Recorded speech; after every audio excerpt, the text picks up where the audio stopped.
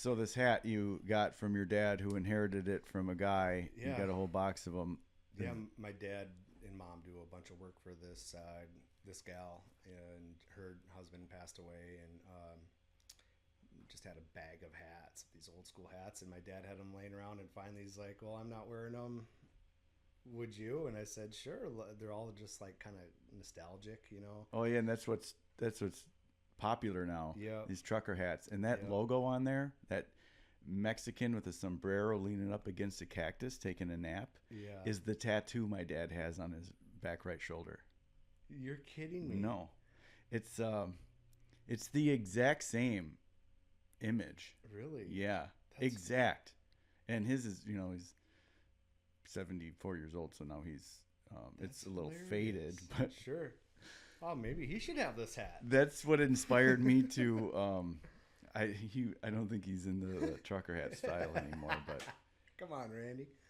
Let's go. yeah, that's awesome. His Yeah. tattoo of this cartoon character on the cactus Yeah.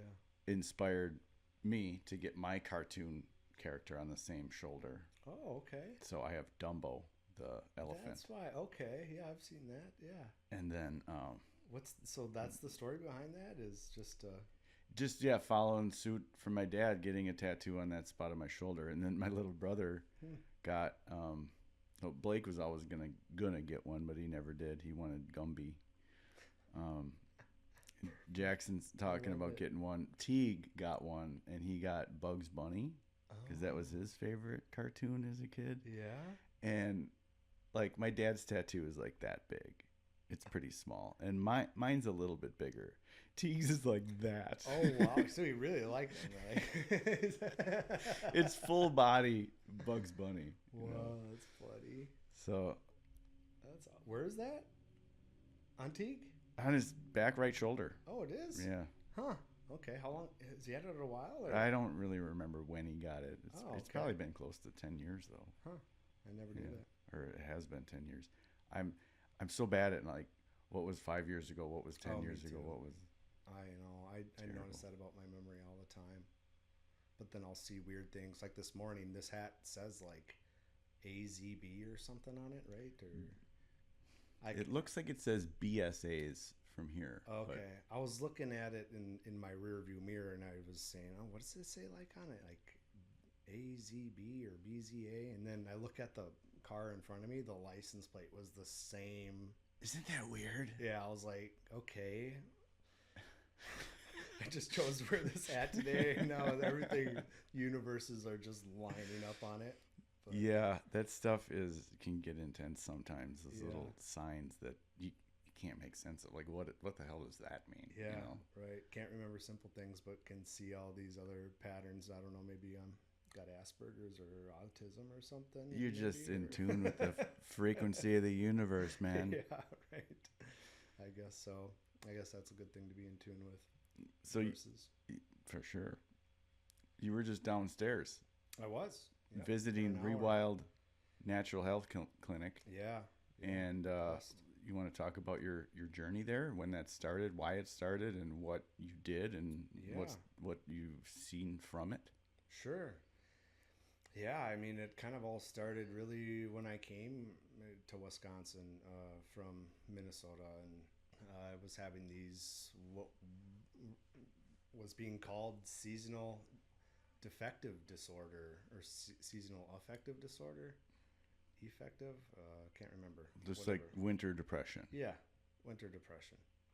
And so they gave me meds for anxiety and depression, and it never really fixed anything. Got off of them, You didn't got like back them on them. that Yeah, much, right? I no, remember because you stopped taking them yep. every now and then. It was the typical thing people say: you turn into a zombie, feel less than yourself, just not energetic. It would gear me down. I didn't like that, and so I'd get off of them and try another one. That one wouldn't work, and kind of go through the whole cycle up and down, just trying to figure out what does actually work and what doesn't. And well, then the summer would come around, and then I'd just start feeling fine again, and then always in November, December here, it kind of would come creeping back back up on me. And it was just so cyclical that by the fourth or fifth year, I was kind of dreading that when fall would come around, I'm going, well, it's going to come again, isn't it? And I'm going to be, like I said, I would tell you, I'm going to get weird. I get weird during this time of year. I don't know what it is, but from January to April, I just battle something. Yeah. And, I'm like, why am I so depressed? What do I got to be depressed about? No one's going to feel sorry for me. I don't feel sorry for myself. I've got a great life and great support and great friends and great family and everything everybody would ask for. So that doesn't make sense to me. Why would I be anxious and depressed, right? Mm-hmm. Well, it runs in your family and it's, genetics. And it's like, okay, well, yeah, I can maybe kind of see that in some of my family members, how I might align with this genetic hypothesis, right? To say that, though, is such a stopping point. Like, if you're going to believe that, well, then I'm just stuck with it. I guess there's nothing I can do. Right. This is just how it is. Yep, exactly. So, you kind of just feel totally helpless then. But I just kept going through the motions, I just keep throwing different things at the wall. And, actually, I think meeting you and your kind of resilience and persistence and willingness to accept change or looking for, deeper meanings into things, I think kind of helped me go, let's just think outside of the box and keep on throwing stuff at the wall, trying alternatives. But I would, still just know the same primary care doctors who really knew nothing. They weren't testing my blood enough on the things that were actually making me feel the way I was. Well, you have high cholesterol. Okay, well, that's the silent killer. You don't feel that. Okay, so that doesn't mean anything. They told me my cholesterol was genetic too. Well, is your parents on cholesterol medication? Well, yeah, come to find out, my dad, and his brother and his sister all are on high cholesterol. Oh, you're genetically, back to the genetics. And so I just kind of started feeling helpless. I remember going through these winter months, just, I have 2 kids and I'd get up in the morning and I usually have like this gusto where it's like, get up and seize the day and I'm just ready to produce. But then there are these mornings in the winter times where I just can't even get myself really out of bed. I mean, it's so hard. I get up initially, but then I feel the way I feel, and it's just like, it's so defeating. And I just, so fatigued. Don't have any kind of willingness. It's so empty. There's nothing in the tank. I know my tank is just empty. I can't muster up anything even to get myself out the door, and that's when I knew like something else is happening here. It's not just my anxiety and depression. That's not what it is. It can't be, because or what's causing that? I've got all these great things going on, and I just started rubbing elbows with different people that you had coming in here. Amy was influential in really hooking me up with Rewild. We shared an office with her, and she's a nurse practitioner, I believe, right? Morgan? No, Amy. Amy Hahn. I think she's registered nurse, consulting nurse, yeah. Analytics or something like that. Right, in the field anyway, and she looked at me one day and said, maybe you should go down to Rewild and see Morgan. And so that was just this year after, my 6th season of really kind of going through it. And so I went down and saw Morgan, and like the first consultation I had with her, I think she basically just could look at my body type, my skin tone, like just looked at me and could basically tell that I had an insulin resistance. When was that? I mean, she that was just over 90 days ago, like early January, I went down and saw her and got my blood drawn, and she's like, "Gosh, everything you're telling me, I'm kind of skeptical if it isn't this." And then the blood came back, and just sure enough, I just had my 90 days. I'm still out of whack, but at least I'm getting halfway there. The systems are regulating themselves. And it took me a long time to get this way. It's going to take me a long time to get out. It is a permanent lifestyle change that you have to make. You can't just do something for 90 days and then say, okay, I did it. Now I'm good. Now I can go back. No, I mean, it's a whole different path now. When I realized that I had an insulin resistance, I had no knowledge about nutrition whatsoever. I didn't even know that a carb turns into a sugar, right? And what is insulin resistance in simple terms? So it's when your body becomes resistant to the insulin. But which does what? What does the insulin do? Allows you to take care of the sugars that you put into your body, right? Okay. So essentially, I've been having too much sugar, right? So when you would balance the scales and you weigh one or the other, I've been out of moderation with my sugar. And meaning also bread, which turns to sugar. Yeah, or carbs that turn into sugar. Yep, right.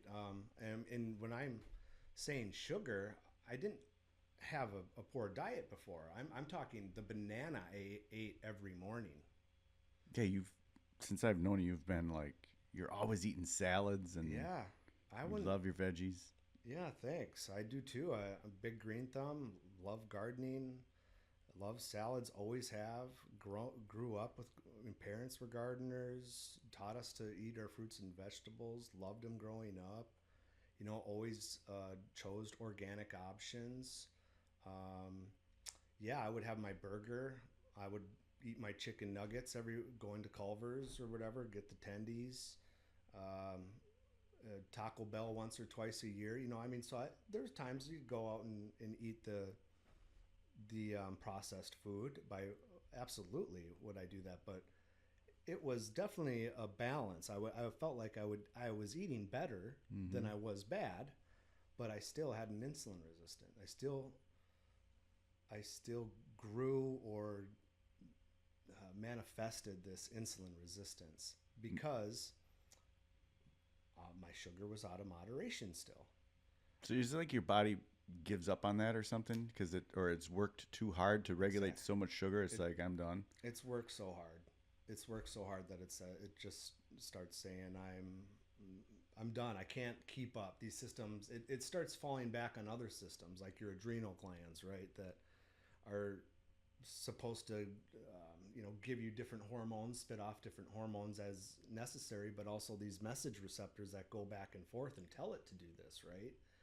And when the message receptors go back and forth and tell your adrenals to pump up this insulin or to not produce insulin, and there's so much sugar that it can't keep up with it, and your adrenals go, well, I just can't keep up anymore. I'm going to take a break. And this message goes back and forth. It's kind of like you and me when we text each other, or that friend that everybody has. I shouldn't say you and me because we're not like this, but everybody has this friend where if you text them and they don't text you back consistently, eventually you stop texting them back, right? I mean, it's got to be a two-way street. It can't be just if you're the only one putting in all the work into a relationship, it's not a relationship, so then it stops, right? And that's kind of like that receptor. When it goes down and tells it to do its job, but it doesn't do its job, and it does that a few times, it says, look, I'm not even going to bring the message what's down the point here? Yeah. Right. So then that backs up, right? And then those systems, your thyroid, your pituitary glands, so now those are taxed, right? Hormones. Yep. And so I'm kind of at this hormone level now that insulin is a hormone. And so all these hormones have to be in balance, in sync, right? And my vitamins and my minerals and my hormones have been off for I've been depleting them. I've been running myself into the ground trying to shoot for this success that I see in my eyes and for my family, that I will run my body into the ground, even though I'm thinking I'm taking care of it by eating bananas and salads and, mostly whole foods from what I thought originally. But it still just wasn't enough when you live in Wisconsin. You have things like the cold stress hormone that happens in the winter. You stay indoors more, so you're not as active.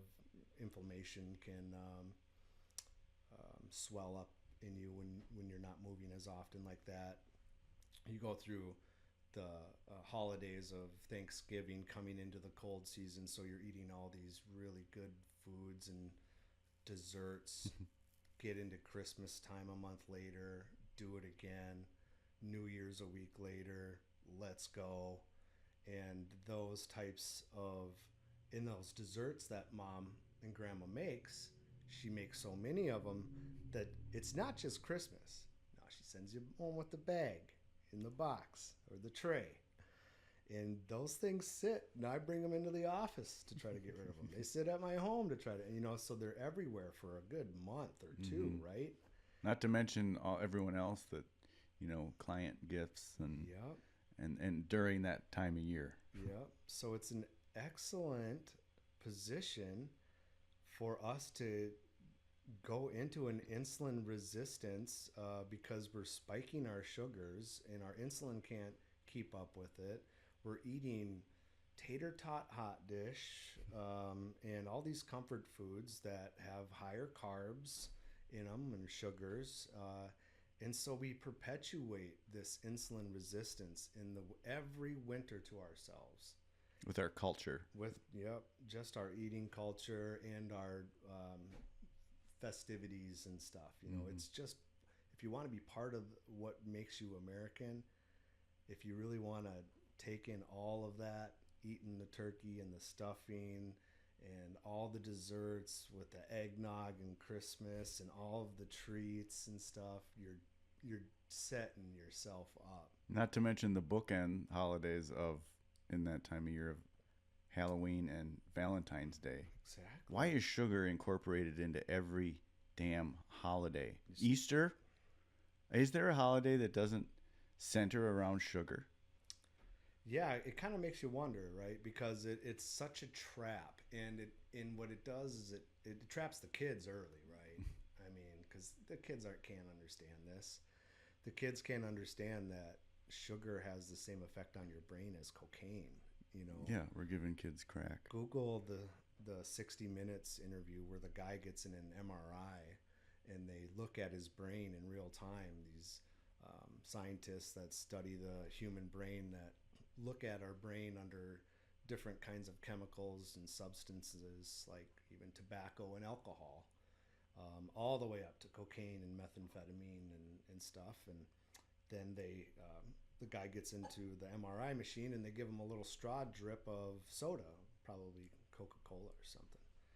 And just a few drips of that, his dopamine receptors start firing off in his brain.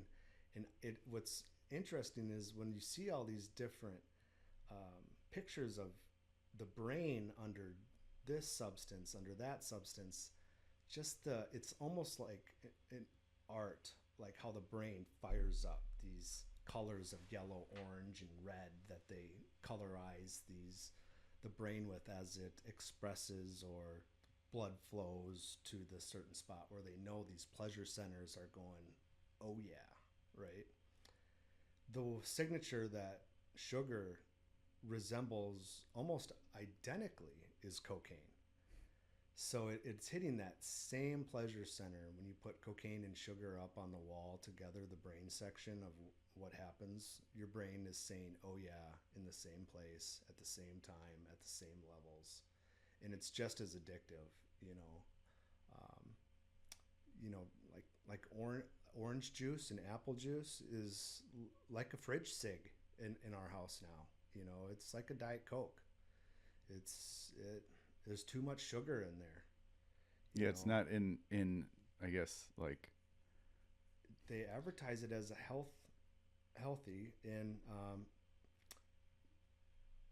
if Well, there's just so much sugar, if you're drinking that in the morning, you're setting yourself up for such a spike in the morning, such a tsunami in the morning, that throughout the whole day, that tsunami just doesn't go whoop whoop.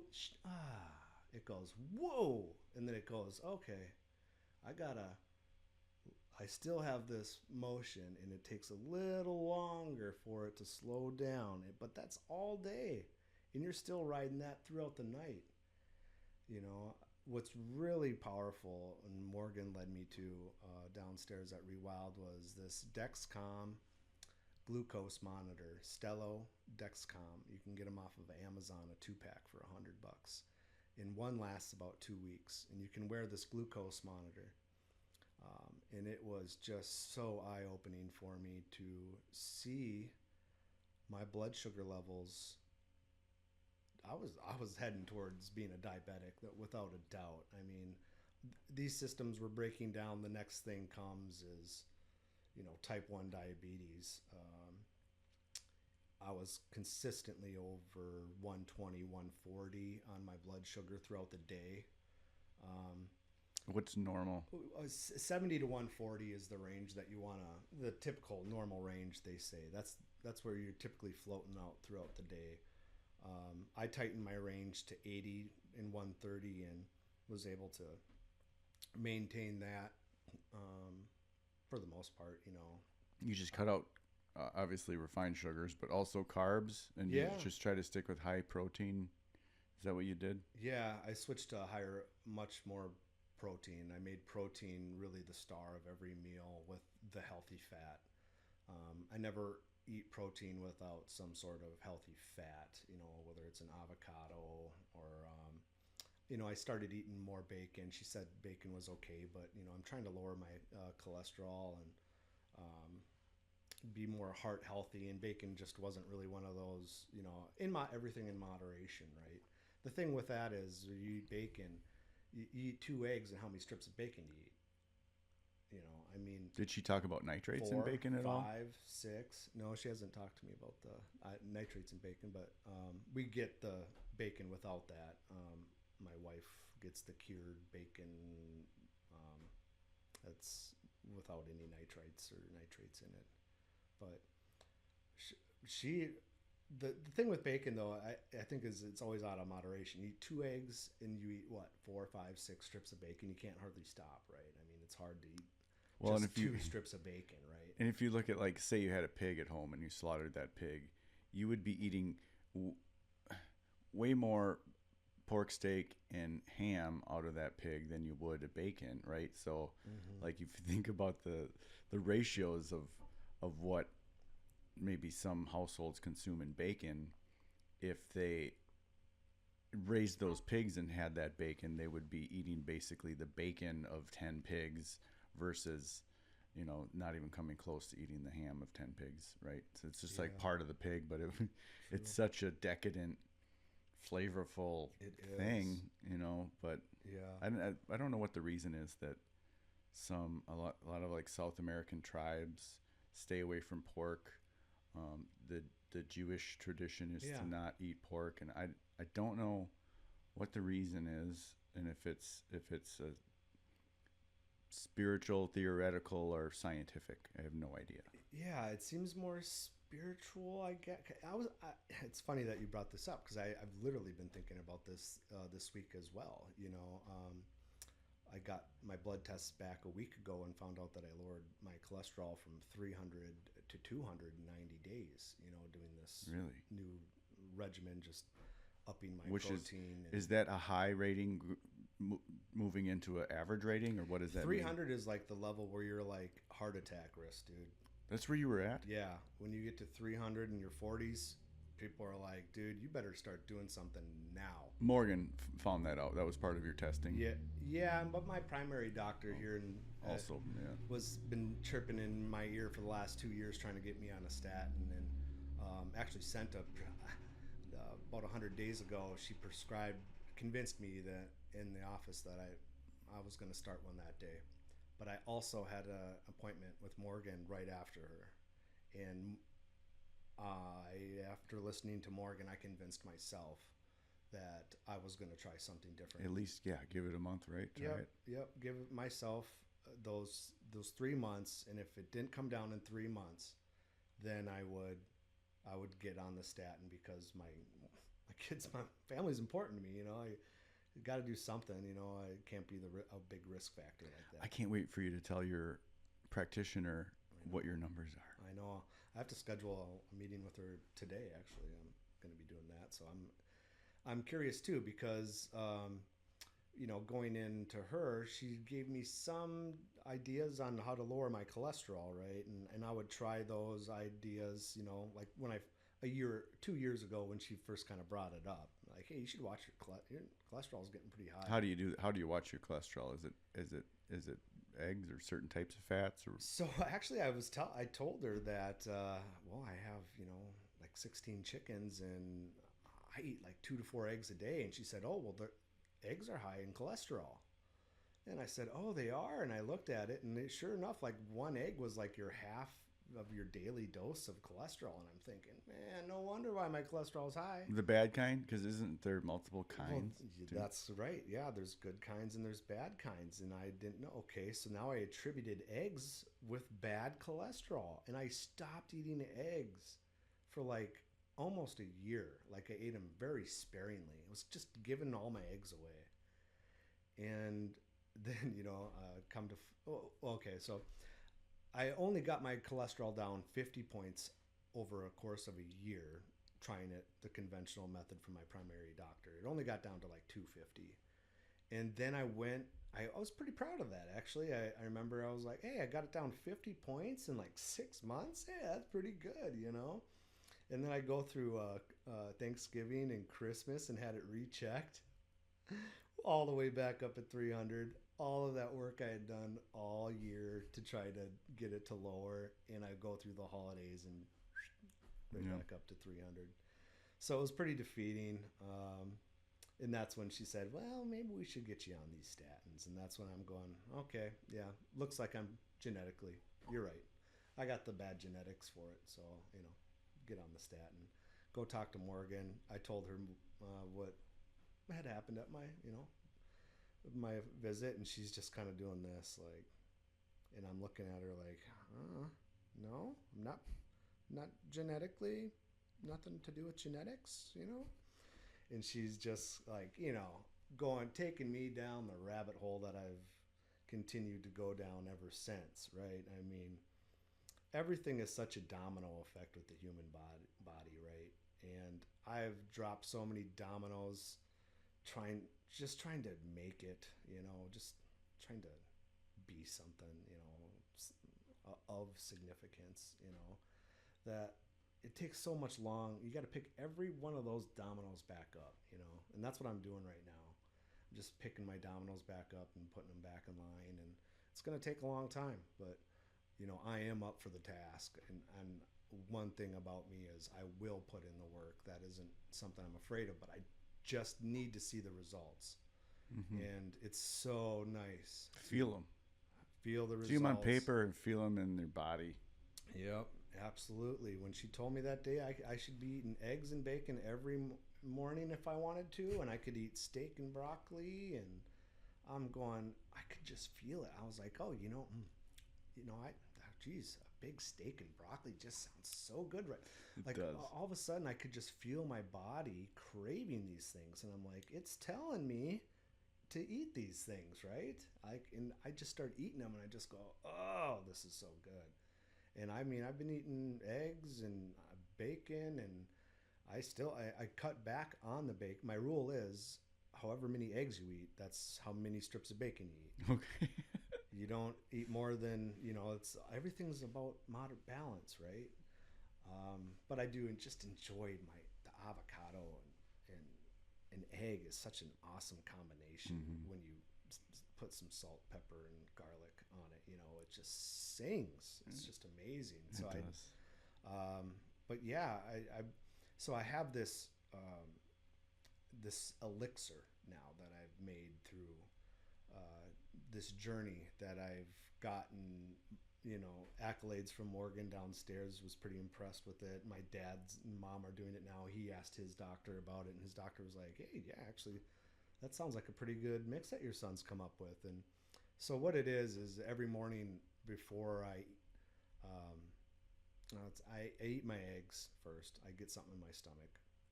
And then I have an electrolyte drink.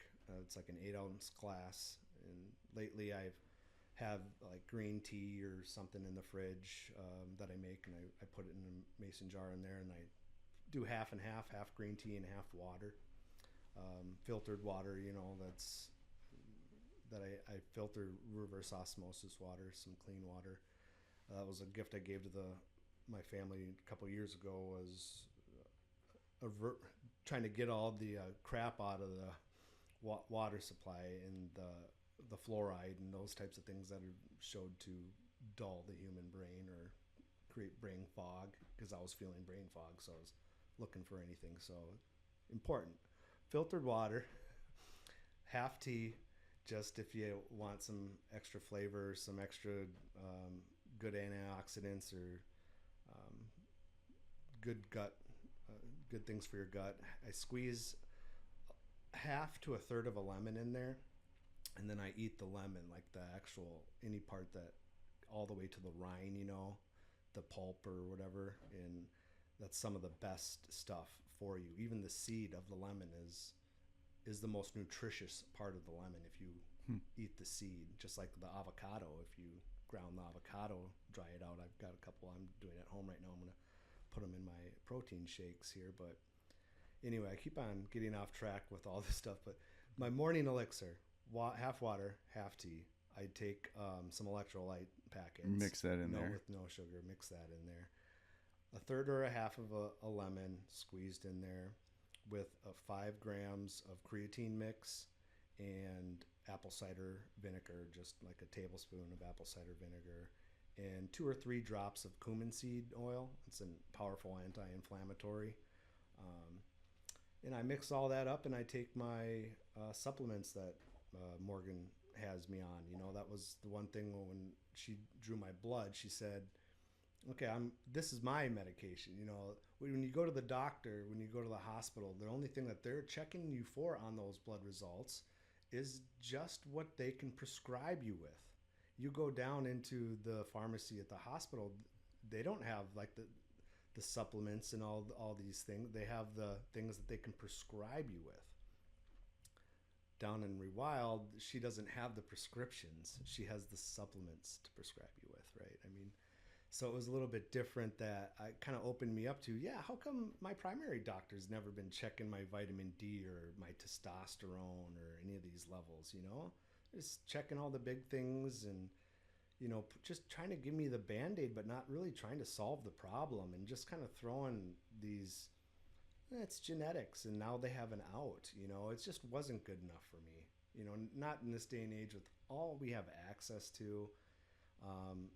When I went to Morgan, it was just a different type of care. I could feel it. It was like, this is how it should be. This is real. She's really playing doctor. Like, she really is being a doctor. Going to the root. The other big box doctors are really just plain doctor. Yeah, it's not their fault. It's how they're trained. Yep. So it's a system they're stuck in. On one end, they're trained to do that, but on the other end, people are trained to think that that's what they want, or that is what they want. Yeah. Most people want to go in, see, what medication can you give me to mask this symptom? Yeah. And then when the statin came out, whenever that was, I forgot what the number was. It might have been 300 for when someone would qualify for, when a doctor would be trained to prescribe that medication. But then not enough of the drug was being sold. So guess what they did? Lowered that. They lowered the baseline. Sure. To open up a bigger market for the drug. Yeah. So it's all based on this relationship between the pharmaceutical companies Yep. Right. and the healthcare providers. And it's not, I don't ever want to bash anyone in that field Yeah. because it's not their fault. Right. It's how they were trained. Yeah. It's how the system works. Right. And they're just playing along, Mm-hmm. or they're just going through the motions of what they were trained, how they've done it until now. And it's what the people that come into those clinics usually are looking for. Yeah. Because if the demand was the majority, where most people wanted to know what is the root cause of this, what can I do to change my diet, to change my routine, to make myself healthier, then I think most doctors would be trained to accommodate that. But Right. we live in this, Yep. and I don't know when it happened, probably in the 50s or after the war, when everything became quick, easy, microwavable dinners, make mom's job easier, processed food, which, because it's so factory based and large scale, it is more efficient. Mm-hmm. And then with the government supplementing those agricultural products that go into the food, especially milk powder and corn, Yeah. like the two major Soybeans. ones. Yeah. GMO soy, GMO corn, and GMO milk powder. Right. It's in everything. Yeah. In the packages. Yep. Right. Along with preservatives. And it's just this, there's so many, just like the body is this interconnected network of everything is affecting everything else. Mm-hmm. So is our world, our culture, our society, and the food system. Yeah. So you have to be your own doctor. You do, yeah. You do a bit of that. That's what you've done. You've dug deep where you want to get to the root, and Morgan has been that guide that you finally. People are leading me to water. I'm just drinking it, But you got to be the thirsty one. Yeah, you do have to be thirsty. There are too many people that won't drink that water, and you just got to, because you'll learn something from it, good or bad. You've learned something, and I've gotten my sister to kind of get on this bandwagon with me too, because it's a lot about just making mistakes. And if I can get two people making mistakes at the same time, we can learn faster. We can get to this point. Trial and error. Yeah. And it's like, I know it can sound easy, that we're kind of bashing, the big box hospital operations and stuff, but obviously there's still such a need for that. But I think that what we're really coming to as at a crux is they're so overwhelmed there that they can't deal with everything. I think there should be a level 1 to 5 medicine, and if you're like level 1 to 5 on the danger or whatever, on the pain scale or whatever, yeah, go see someone like Morgan. Let's look at your blood. Let's figure out your diet. Let's really diagnose and pick this apart and figure out what is going on. I can help this. And then when you break your arm or your gallbladder bursts or something like, go. You got to go to the big box. That's where they should be comprehensive and concentrating on. Then is like, look, I got to save this guy's life now.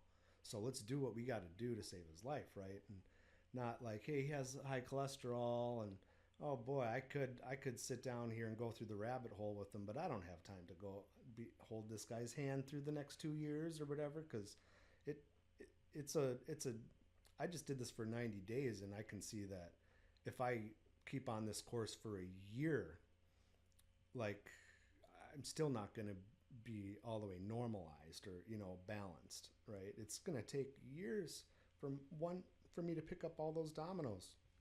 I mean, it took years for them to all fall down, so it's going to take a while for, and that's not like a sentence. That's not like a jail sentence or anything. The changes that I've made have been all positive.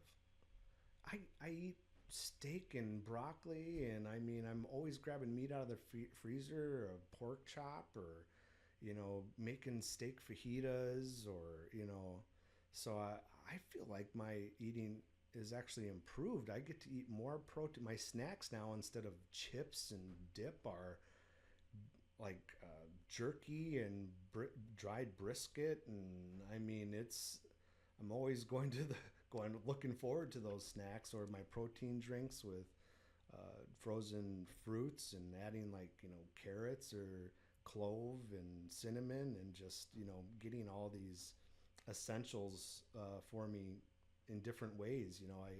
I look forward to that versus going to Culver's and eating their chicken tenders and fries like I would do for lunch. So it's not that we have to think about it as becoming more complicated. It's that we have to think about it as going back to the basics. We actually have to just make life easier again, right? It should bother you that when you are walking through rural America and you see nothing but corn and soybeans for miles, that you can't eat any of it. They tell you, oh, that's field corn. Don't eat it, right? Although those are soybeans. It's not edamame, though. Don't eat it, right? It's you have to process it first before you can eat it. And then it's still not that. And then it still raises your inflammation, or seed oils are attributed to raising your inflammation with these omega 6s instead of the omega 3s. Yeah, or you can't eat that, Sprayed with glyphosate. Cattle can eat it, and then we can eat the cattle. Yeah, right. It's so weird that we grow these things on mass proportions. And my uncles grow corn and soybeans, and the corn plant in my hometown supplies jobs to a lot of my relatives, and it makes the high fructose corn syrup right there that is supporting all of the families, and It's like sugar on steroids. In the farm, my family's being subsidized to grow all these crops for years. It's part of our life, part of everything. The corn plant is taller than the church steeple in town. It's just amazing that we've complicated things so much to the point of me contemplating whether we're closer to the movie Idiocracy than not. When are we going to start spraying Gatorade on the crops? I mean, That would probably be better than glyphosate. Yeah, it's what wall do you want to bang your head up against next? And so I've just started growing all my own stuff. I'm trying to grow a year's worth supply of onions, carrots, potatoes, canning green beans and tomato sauces, and making my own everything. I got 2 hydroponic gardens in my house, one that grows 30 different kinds of greens and herbs, and another one I experiment with, like broccoli right now. It's going okay. I'm going to try strawberries next. I think that'd be better for it. But yeah, I'm just trying to be more in control of my future and take it back, and I'm just trying to show people how easy it really is. It's not more complicated. It's just getting back to the basics and simplifying things, because we've overcomplicated everything, and our bodies don't even know the foods we're putting in them. 100 years ago, 90% of the food that's in the grocery store wasn't in the grocery store. So in the it changes our DNA. These processed foods, our DNA doesn't even know how to react to it, or how to coexist with it. It's so, and then we wonder why we're anxious. We feel like something's wrong all the time. And I'm a midlife white male, grown up in a lower to middle class family that definitely has plenty of privilege and good things going. There's no reason why I should be depressed about anything, or anxious or worried about the future. How has that changed this winter? Or how was that for you this winter? I've realized that something is wrong. There is something that is wrong. But it's not externally. It's in here. It's the battle. That's what you're feeling.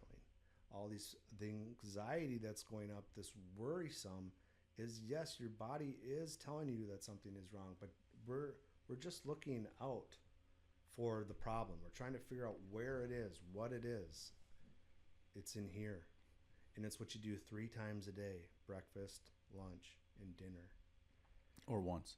Yeah, or once. I mean, when you're like me, when you drive yourself into the dirt, you have to eat 3 meals a day because you're trying to keep up, and I'm trying to put back into my storage. I'm trying to get my reserves before I start doing the fasting, any kind of fasting, which is proven to be pretty good and can do things like regenerate stem cells.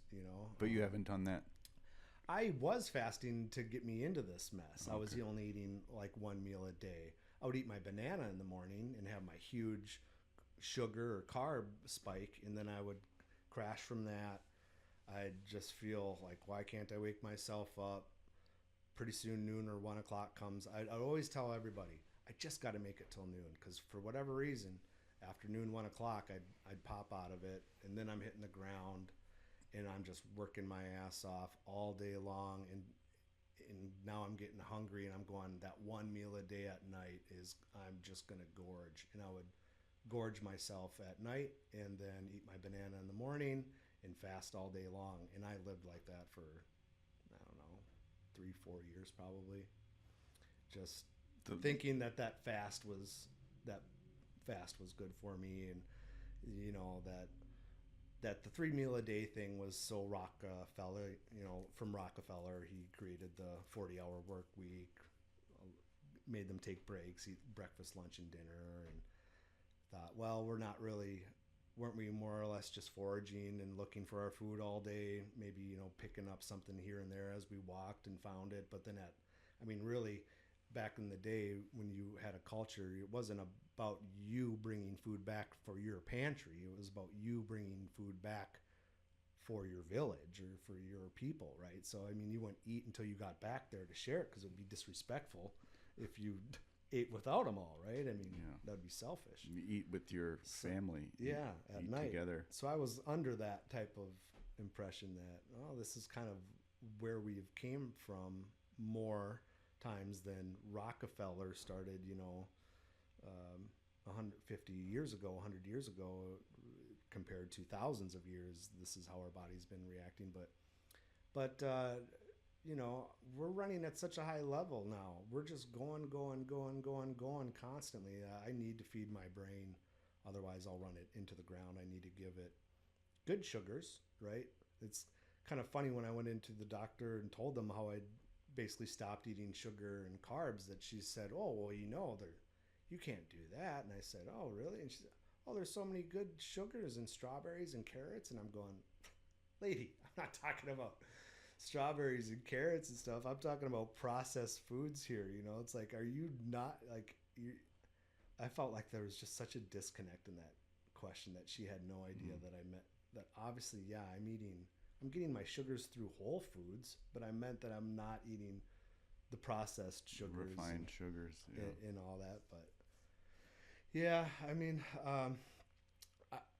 I do feel that in this last year, I've really figured out that my anxiety isn't from these external factors and things going wrong, because nothing is. That it is all inflammation in my body telling me that all those aches and pains and little, ooh, what's that? And gosh, what was that little thing there?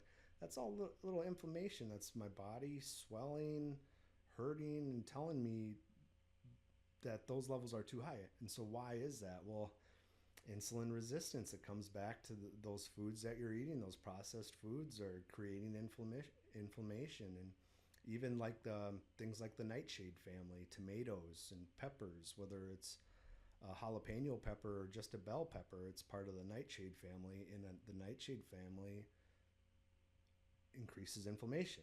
And the tomato used to be looked at as a poison, back in the day, in the medieval. That's why they used to throw tomatoes at the people on stage if they didn't do well, right? That's where that came from. Really? It was looked at as something that if you did eat, it had to be eaten carefully. Like Is tomato the forbidden fruit? I've been cutting back again in moderation, right? I mean, we shouldn't be eating it every day and expect no inflammation. And then the lectin, you've heard of lectin in the tomato skins. I don't know. At some point, there's so much. There's like too much. Like, Yep. this is good. This is bad. This is good if you combine it with this. This is bad if you don't combine it with this. And like, there's so many stories out there. There's so much detail and people that are specializing in, this is the answer. You know, whether it's, I don't know, some special type of water or some special supplement that will cure all. And it's so much more nuanced. It's actually way simpler, like you said, than all of that. And what question I ask the most to myself is, how important is the mind-gut connection? Separate from what you're putting in your body. Like, how important is the mind-gut connection, say, compare somebody who goes to McDonald's every day, maybe back when McDonald's was cheap. It's not even cheap anymore. Right. But say you went and got some stuff off the dollar menu. You were saving money. You enjoyed the taste of that food, but you knew it wasn't good for you, and you were eating under stress, eating with anxiety, or eating with this this nutrition guilt or this nourishment guilt, what you're putting in your body. Like, I don't like it. I don't. Versus eating at McDonald's every day and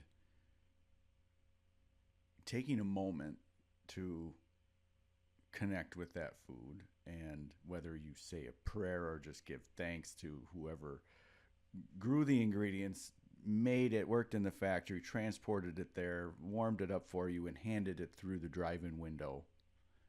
Connecting with that intention before you eat that meal.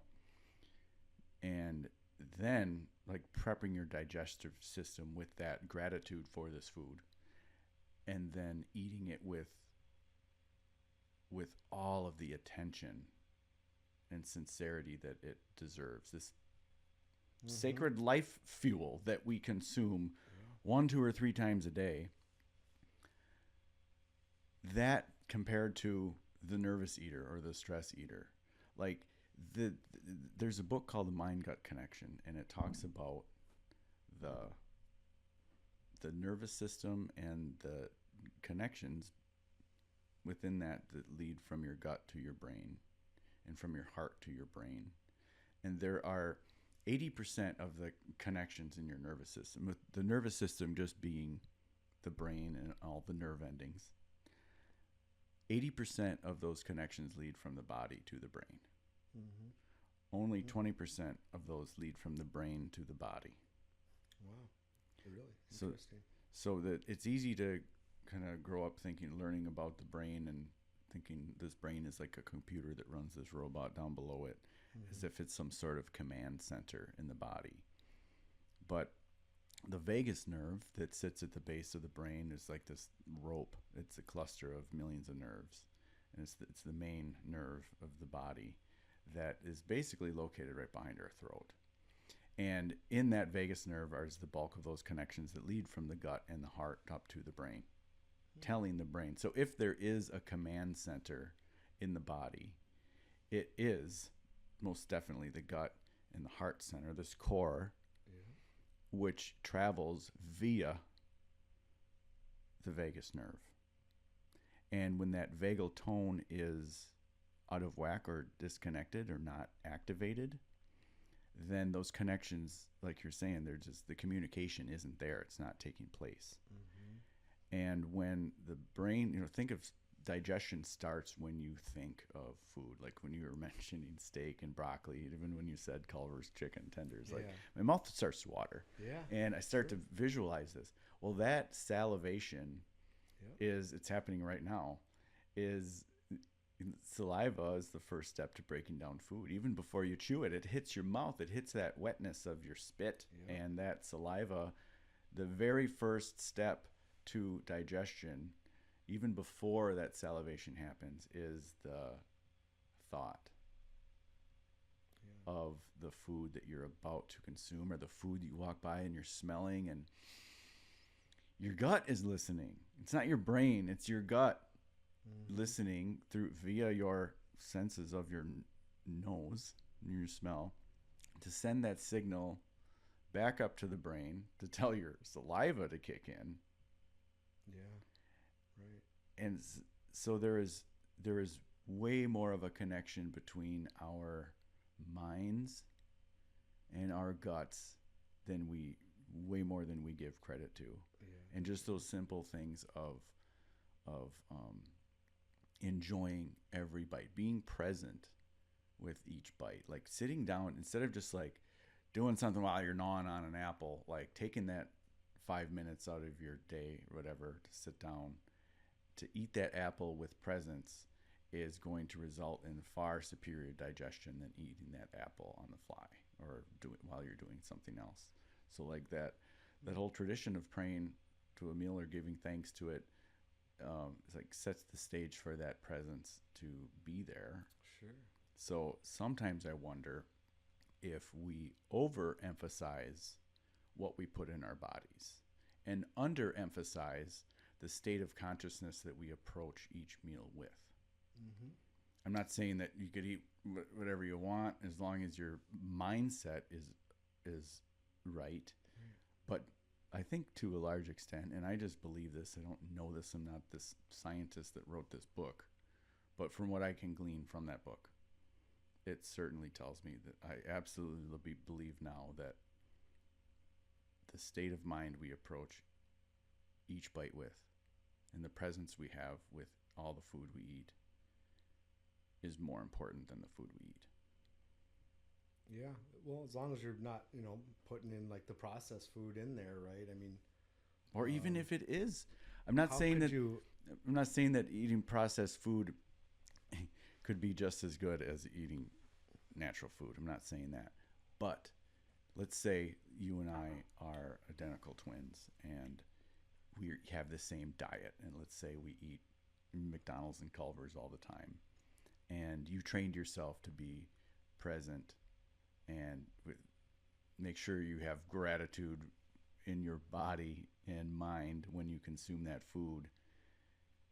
And I eat while I drive and while I talk on the phone, kind of just like not even giving any thought to the food.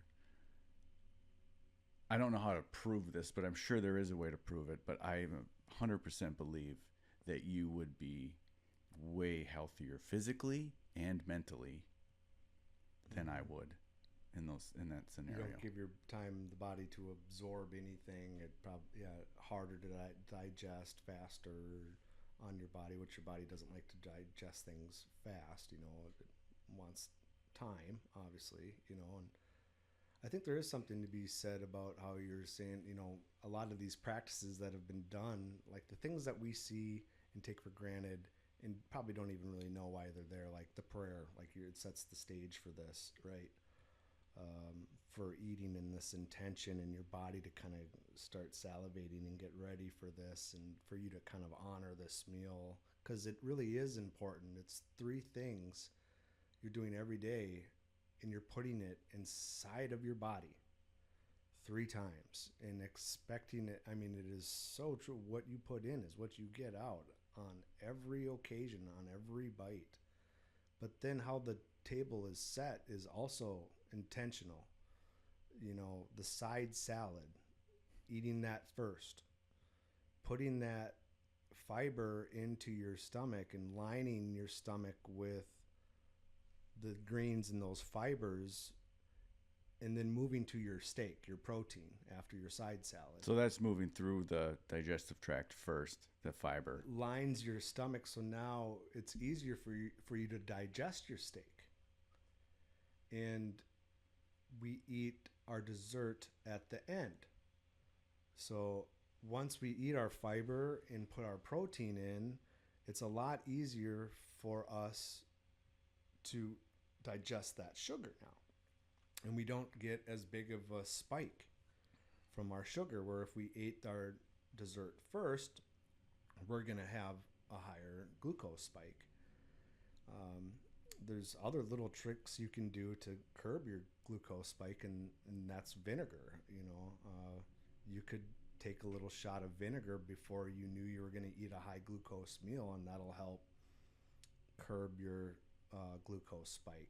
There's also golden thread, which Morgan's turned me on to. She sells downstairs. Is that a herb? It's a flower. Golden thread is a flower, and that I'd take a capsule 3 times a day, one with every meal, and that also helps curb your insulin spike.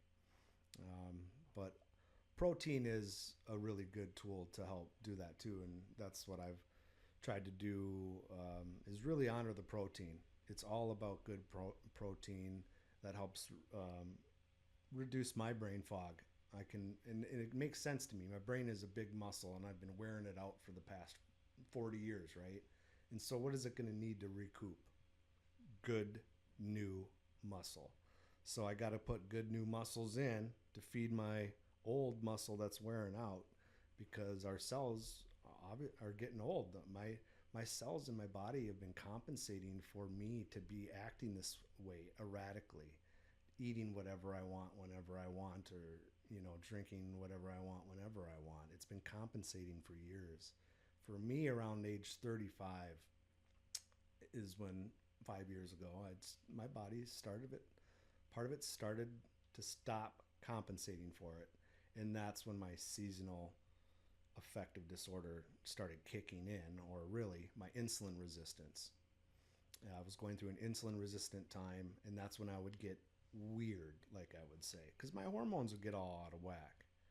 And and then I take it out on everybody around me. You've been probably a member of that. Anybody that's close to me, I have something wrong. I don't know what it is. You did something a little bit wrong that I don't like. Boom! I'm taking it all out on you. But then that's a cycle in itself too, right? Yeah. Because then that behavior or mental state, it just exacerbates that cycle to begin again, and then it's just like.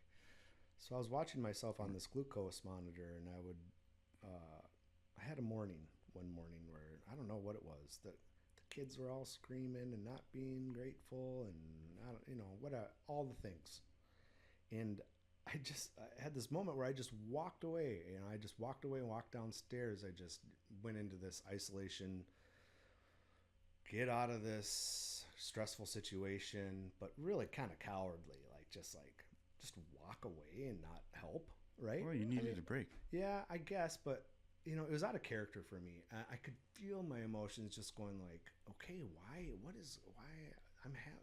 do I feel like this in the morning? I checked my glucose level, way up there. I started to in the morning before you ate. Yep, before I ate. Because I had something spiking me overnight for supper or something, and I was riding the wave all night long.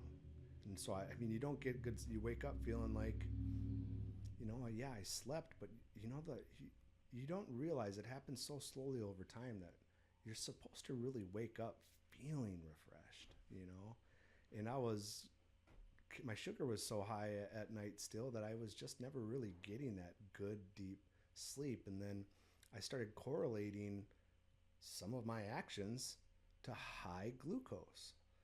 And then I started thinking, well, no shit.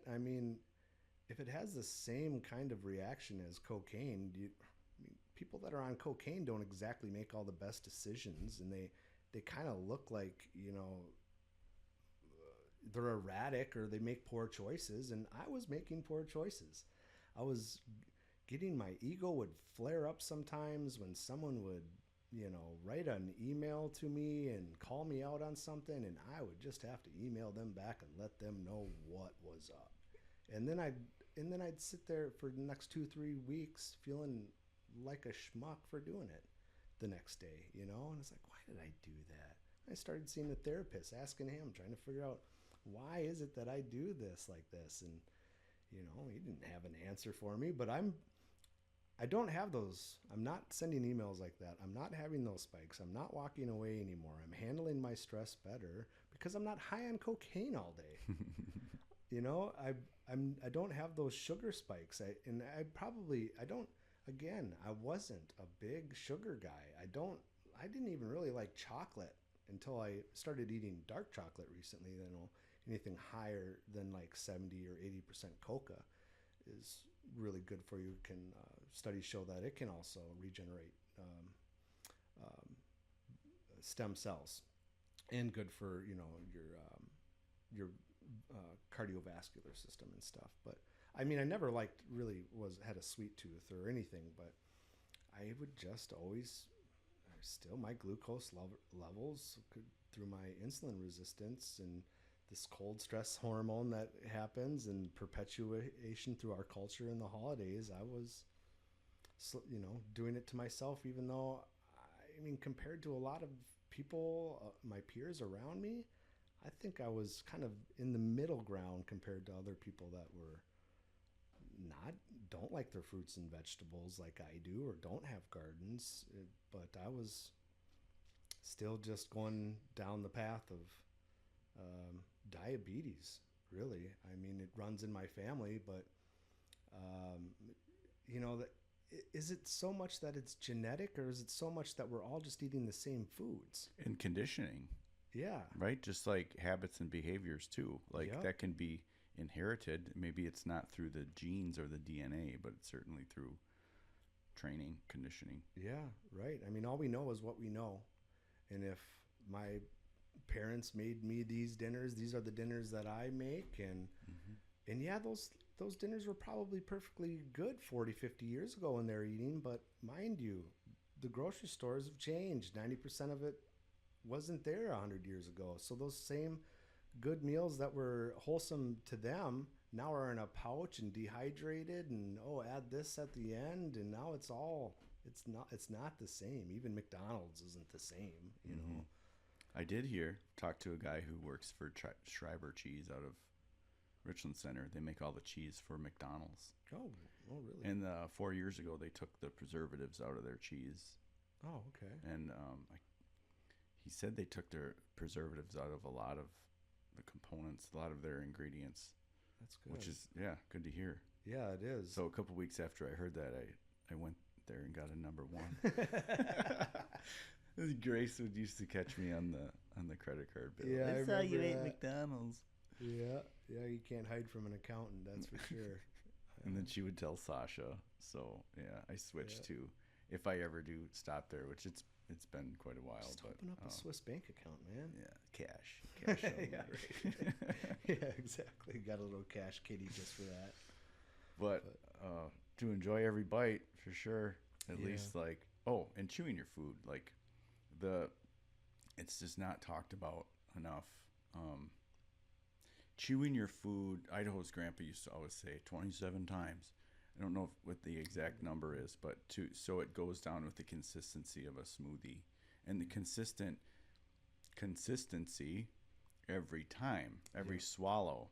And when we're so hungry and we're eating fast, and I talk to my kids about this all the time, you're going to eat what you're going to eat. You're going to make better choices for more natural food if that's what your intention is.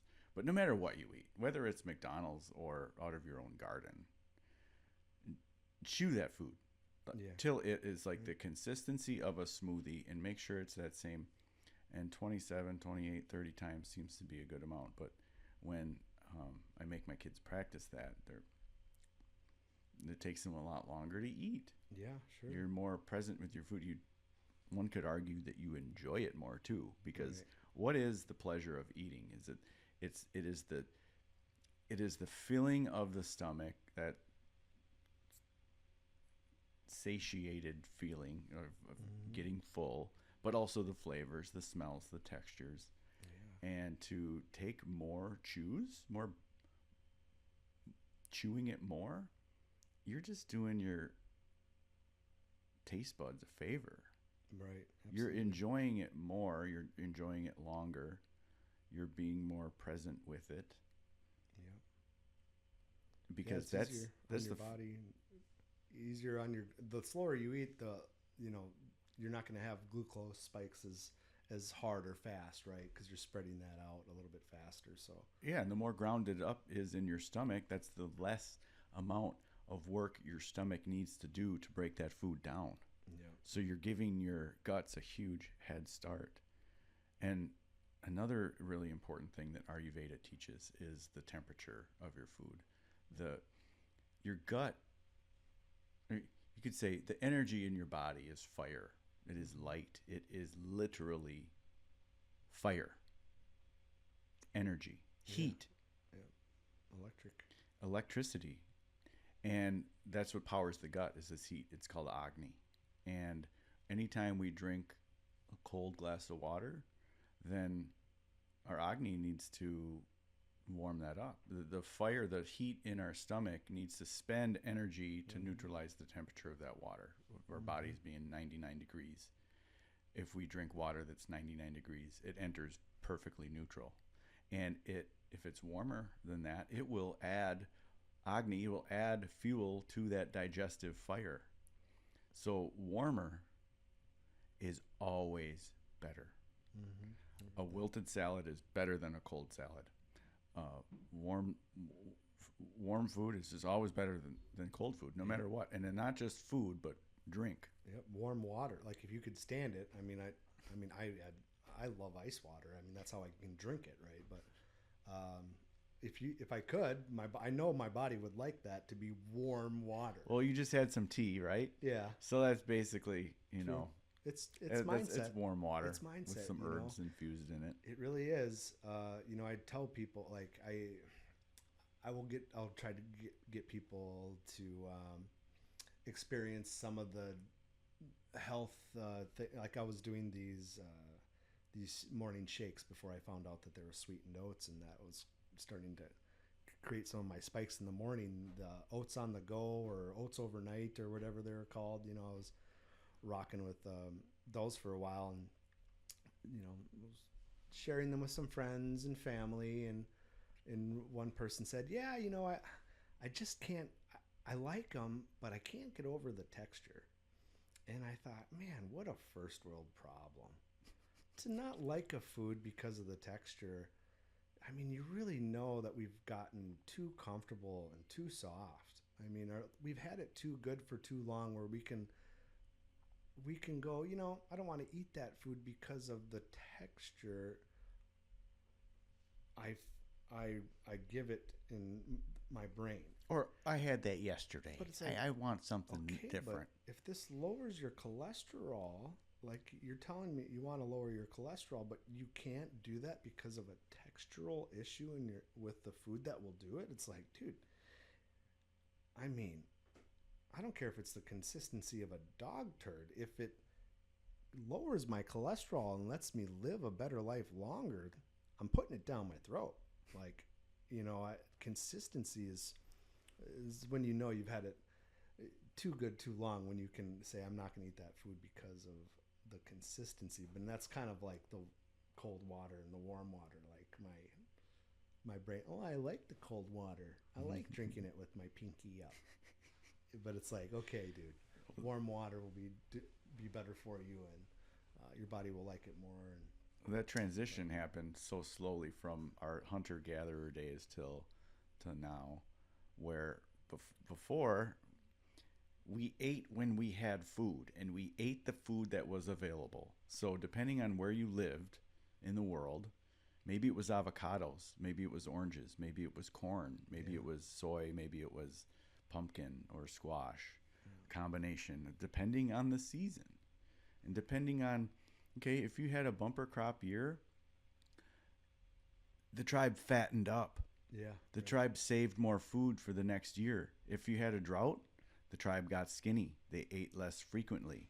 And you ate what was available, and the sacredness of the meals was meaningful to the extent that it nourished our bodies, that it provided the energy that we needed. Yeah. And it wasn't about how pretty it looked on the plate. It wasn't about how it tantalized the taste buds. When it's some point in between there, food switched from being the essential energy for our body To a drug.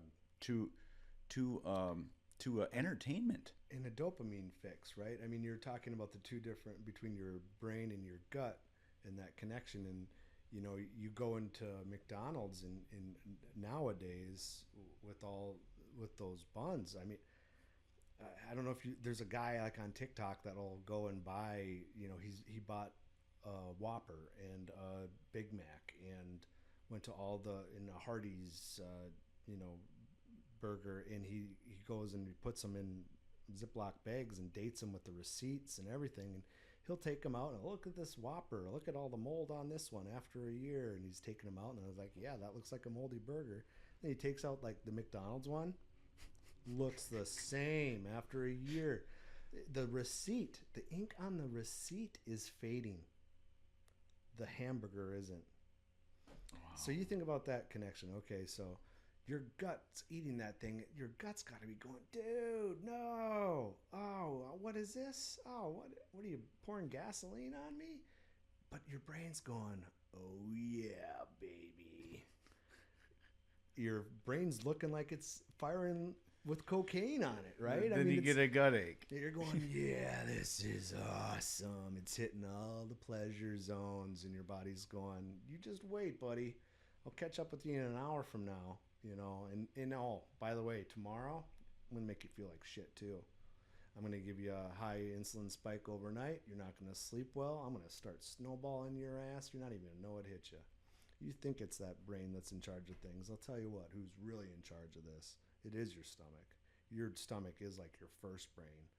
I mean, it really tells your brain what if I can be having a great day, I get a stomach ache, I don't feel like doing shit. My brain doesn't want to work. It shuts me down. Mm-hmm. It tells my brain what's up. I ain't feeling good. You're not feeling good. I mean, so I do really honor my stomach now. Whatever I put in it. It sounds like that was what I'm hearing, Jeremy, is that the major shift that you recently went through was because we're usually stuck in our mental bodies, our thinking minds. We're always doing to the next thing. You have all these tasks to do for your family and for your job and this and this and this. You started to listen to your body. You started to quiet that noise in the thinking mind, whether you knew it or not, and listened to your body. Yeah. And for you, maybe it manifested through, like, you connected the dots through anxiety. Mm-hmm. But it was a symptom. We usually, most of us, But it wasn't a symptom from up here. It was a symptom from here, right? I mean, that is the hard part, to realize that your anxiety and depression isn't in your brain. It is in what you're putting. I guarantee you the majority of people out there, it's all of our processed foods that we're eating that's making you feel that anxiety. It's that inflammation that is running through your body. That's why it feels like something's wrong, because that inflammation is in you, I think it's certainly part of it. Yeah. I do not believe that it is the only cause. Yeah. Oh, and some of it's environmental, like the stress around me too. Yeah. I mean, just the stressors of, all the stressors that any other person like myself would have, you name it, family, work, friends, all that stuff. So there's never one magic bullet. It is definitely the cornucopia, but the biggest factor is what I'm doing 3 times a day, putting inside my body. And then if I can do that and regulate that well, I can handle the stressors outside of me a lot more. Because if I have all these things going on wrong inside of me, any little thing on the outside, I blow up. I shut down or blow up on. So since you brought more awareness to what you're putting in your body and listening to your body and changing what you're eating, you've noticed that your stress resilience has gone up. Yes. Yeah, I'm not sending those crappy emails anymore. I'm not walking away from the family when I get frustrated. What are you doing? I'm hanging in there. Yeah, I'm just compartmentalizing. I'm able to just hang in there. What does compartmentalize mean? To me, it means like I see the issue over here. I understand the issue over there. I'm thinking of a resolution. I can see it in the middle. And how do I mediate this now to tamp down the flames? I'm getting to just seeing the forest through the trees, knowing where the end game is, nip it in the bud. So you're thinking slower, Yeah. reacting. I was living fast, and I was gonna die young, and now I'm slowing down and trying to live long. Slowing that down, thinking more about long term.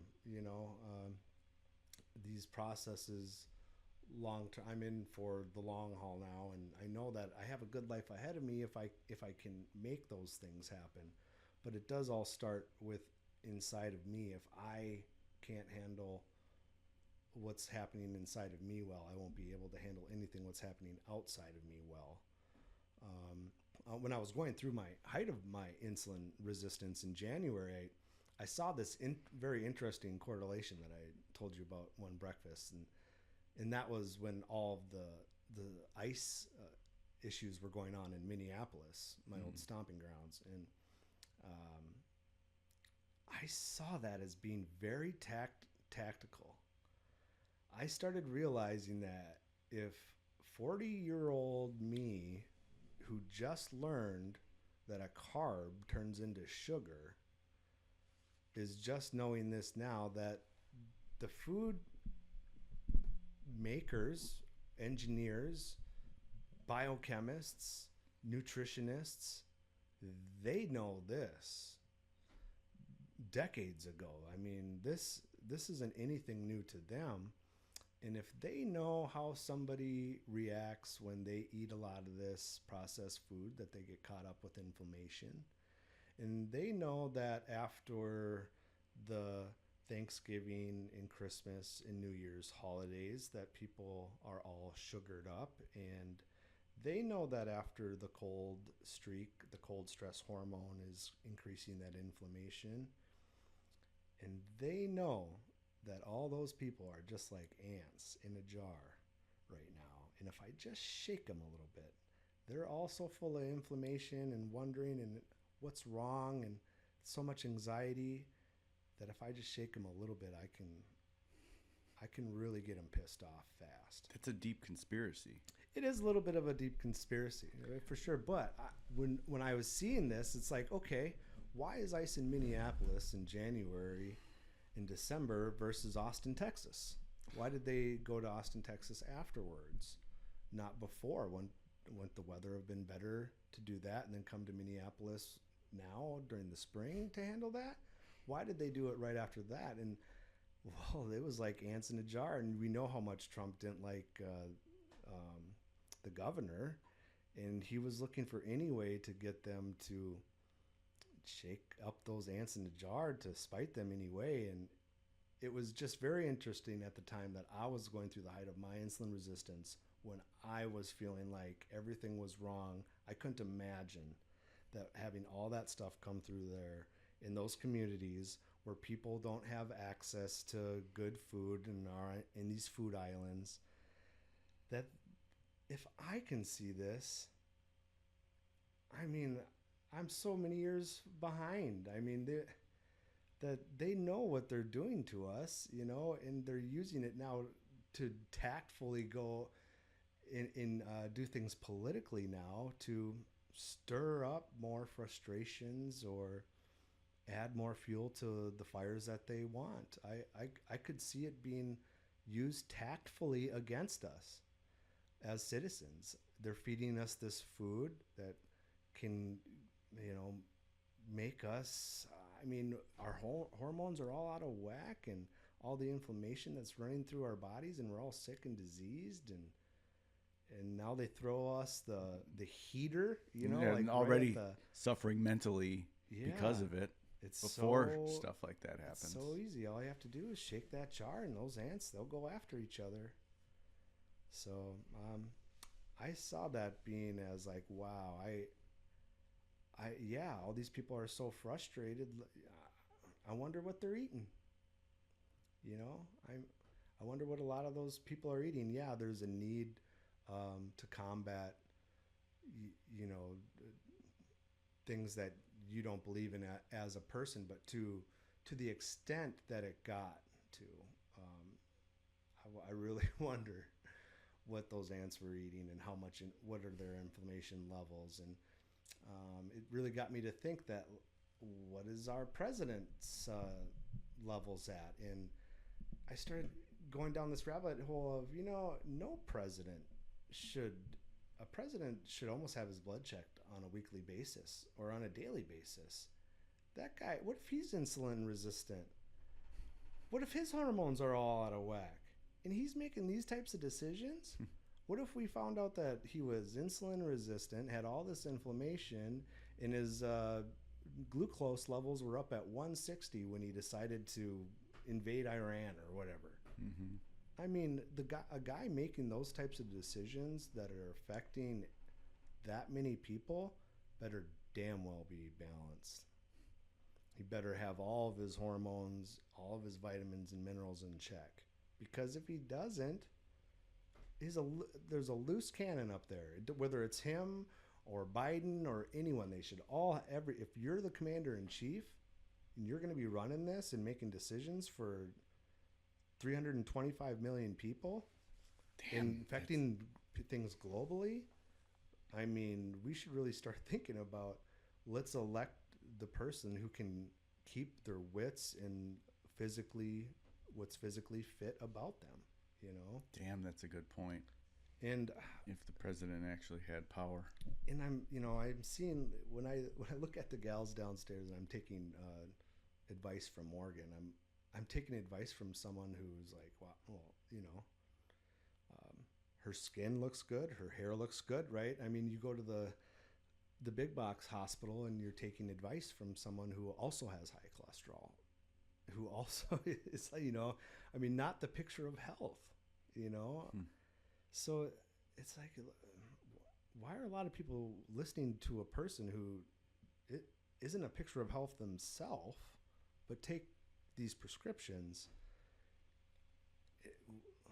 When you listen to someone who looks like a picture of health, I'm listening now.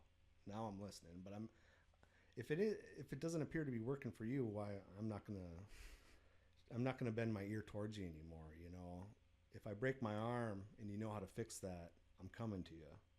But, like you were saying before, we throw all the ailments in one box. You go to the same clinic for depression, anxiety, and a broken leg and high cholesterol. You're seeing the same thing. Mm-hmm. So I agree. Like Fisher right now has a problem with his knee due to lack of circulation in both of his knees. The part of the bone is dying, and he'll need surgery in both knees. He's had 2 MRIs, and so that is not something that you would go see. It's not something you would just do a meditation for. That is not something you would just change your diet for. That is definitely something that needs to go under the scope, maybe under the knife. And but there is definitely, I agree, those two things should be either segregated in the clinic and completely reinvented how they deal with nutrition-based issues, whether it's physical or mental symptoms, because that is another thing that I've realized, that line between physical and mental health doesn't exist. It is so blended and so interconnected that, yes, you've seen someone who appears to be in physically good shape suffer from panic and anxiety. And you've seen somebody who is obviously obese, very happy, bubbly type of pleasant, present person. Right. So there's all these different ends of the spectrum and different combinations, but the two are more interconnected than we give it credit to. So that whole term of mind and body, or this is physical health versus mental health, I don't like any of those terms anymore because it segregates it too much. We're just one thing. Yeah. We are one thing. Yep, right. We are a living creature of action. We are conscious and awake, aware. We make decisions. We communicate. I truly think at our core, we're all doing our best. We are all, and it's easy to look at maybe a criminal in prison for child rape, think, oh, obviously that person's not doing their best. In their mind, however ill it may be, whether it's in their physiology or their mental condition, like to think that everyone is doing what they think they need to do, including people who do terrible things. They believe that they are doing what they need to do, even if it's hurting others. Right. So I'm not saying by any means that, like, You're giving them an out or something. no, I'm just saying that really we're doing our best. Yeah. We're all doing our best, you know. Yeah. Yeah, and we all need help at no matter what the level is, and start at level one.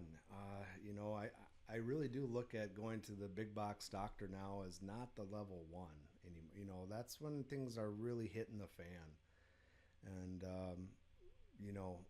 like if I don't do this, my arm isn't going to work right for the rest of its life, or I'm going to have to amputate it, or I'm going to die. Like these but when you're just like going, why can't I get off the couch? But by noon I feel okay. And, when you're just having like those little symptoms, anxiety, depression, the hospital is not your resource. That you're going to go there. I mean, learn the mistakes like I did. Go there and learn how it doesn't work. And for maybe 1% of people it does work or whatever. But eventually you're going to find out that it isn't in your brain. It's not something genetic. It's not because of some past trauma. It's a lot of it is all what we're eating. In your gut. It's all what we're eating because our bodies aren't used to it. In the mindset you're eating it with. Yep, the seed oils. I mean, you just got to go down the rabbit hole and know how these things are affecting your body now. What I want to know is, you've heard countless examples of the perfect eaters, people who are perfectly healthy. They work out 5 days a week, and they don't do it too hard. They do it the perfect amount, and they eat the most balanced, organic, freshly made, not reheated meals, nothing from a package. And they get a fucking brain tumor. Right. It happens. Fuck yeah. Yeah, that's scary. That's the scary part. So I think you just never know. I think let's just split it down the middle, 50-50. 50% of it is what we're putting in our gut. The other 50% of it is the state of consciousness we have when it arrives. Yeah, and maybe a little luck. It's throwing 1% luck just to be safe. Yeah, there's definitely some luck that's needed. Yeah, it's wild where we're at right now. Things are changing so fast, and if we're not fueling our bodies up with the right fuel, it's like a Ferrari that's trying to run on some old oil from a restaurant out back. It's just not the right gas for it. Mm-hmm. You gotta put in that high octane fuel for that sports car, and we really gotta be treating our bodies more like sports cars and putting that right gas in, because it'll astound you what you start getting out of it. That even your relationships around you start getting better. Mm-hmm. Things get less volatile. You're able to accept stress better, and the stress isn't going anywhere. It never has. It never will. So you better get used to a little bit of it, because nothing good comes easy, right?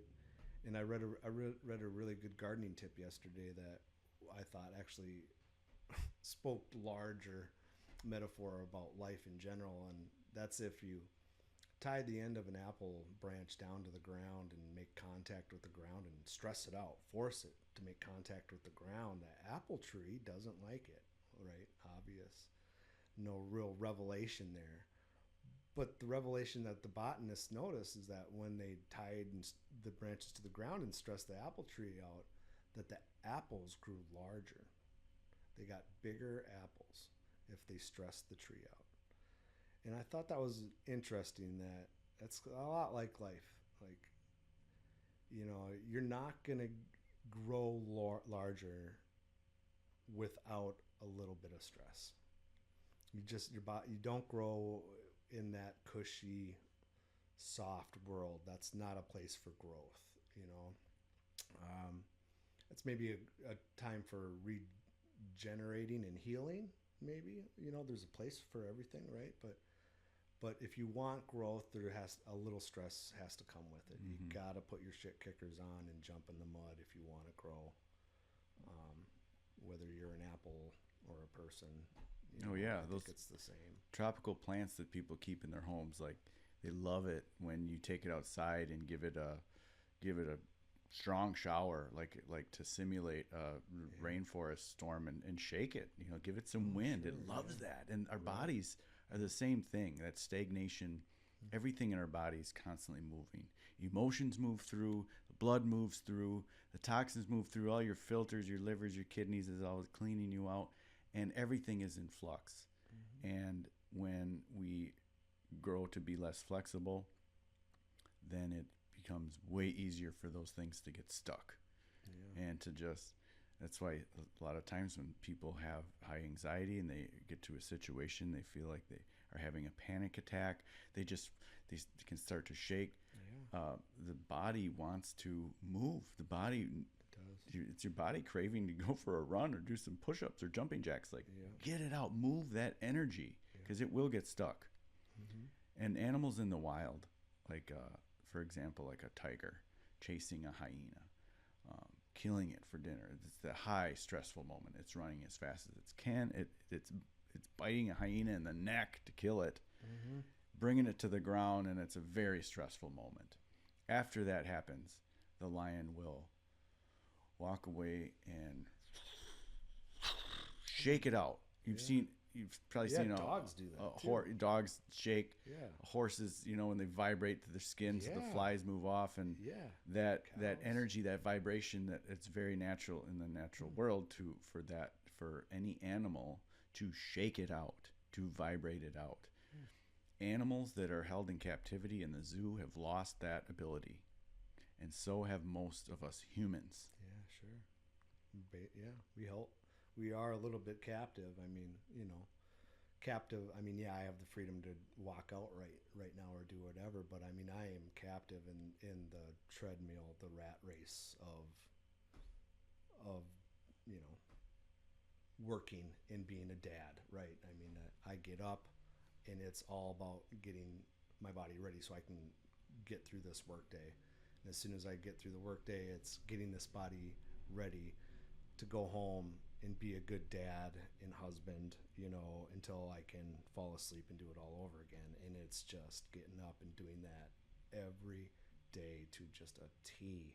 That The routine. Yep, it's living fast, and it's so hard to slow down. It's just so hard to slow that down. But you garden like a Smell the mofo, roses. and that is, whether you know it or not, like most people that don't garden like that, what that's done for you, like think of what maybe your anxiety could have led you to had you not ever gotten and I know you grew up this way, you always have, you don't know any different, but that getting your hands in the dirt is, or just being in nature in general, whether you're gardening or taking a walk in the woods or just sitting in the presence of at a park looking at a tree, that is like in every philosophy and modality, from Hinduism, Buddhism,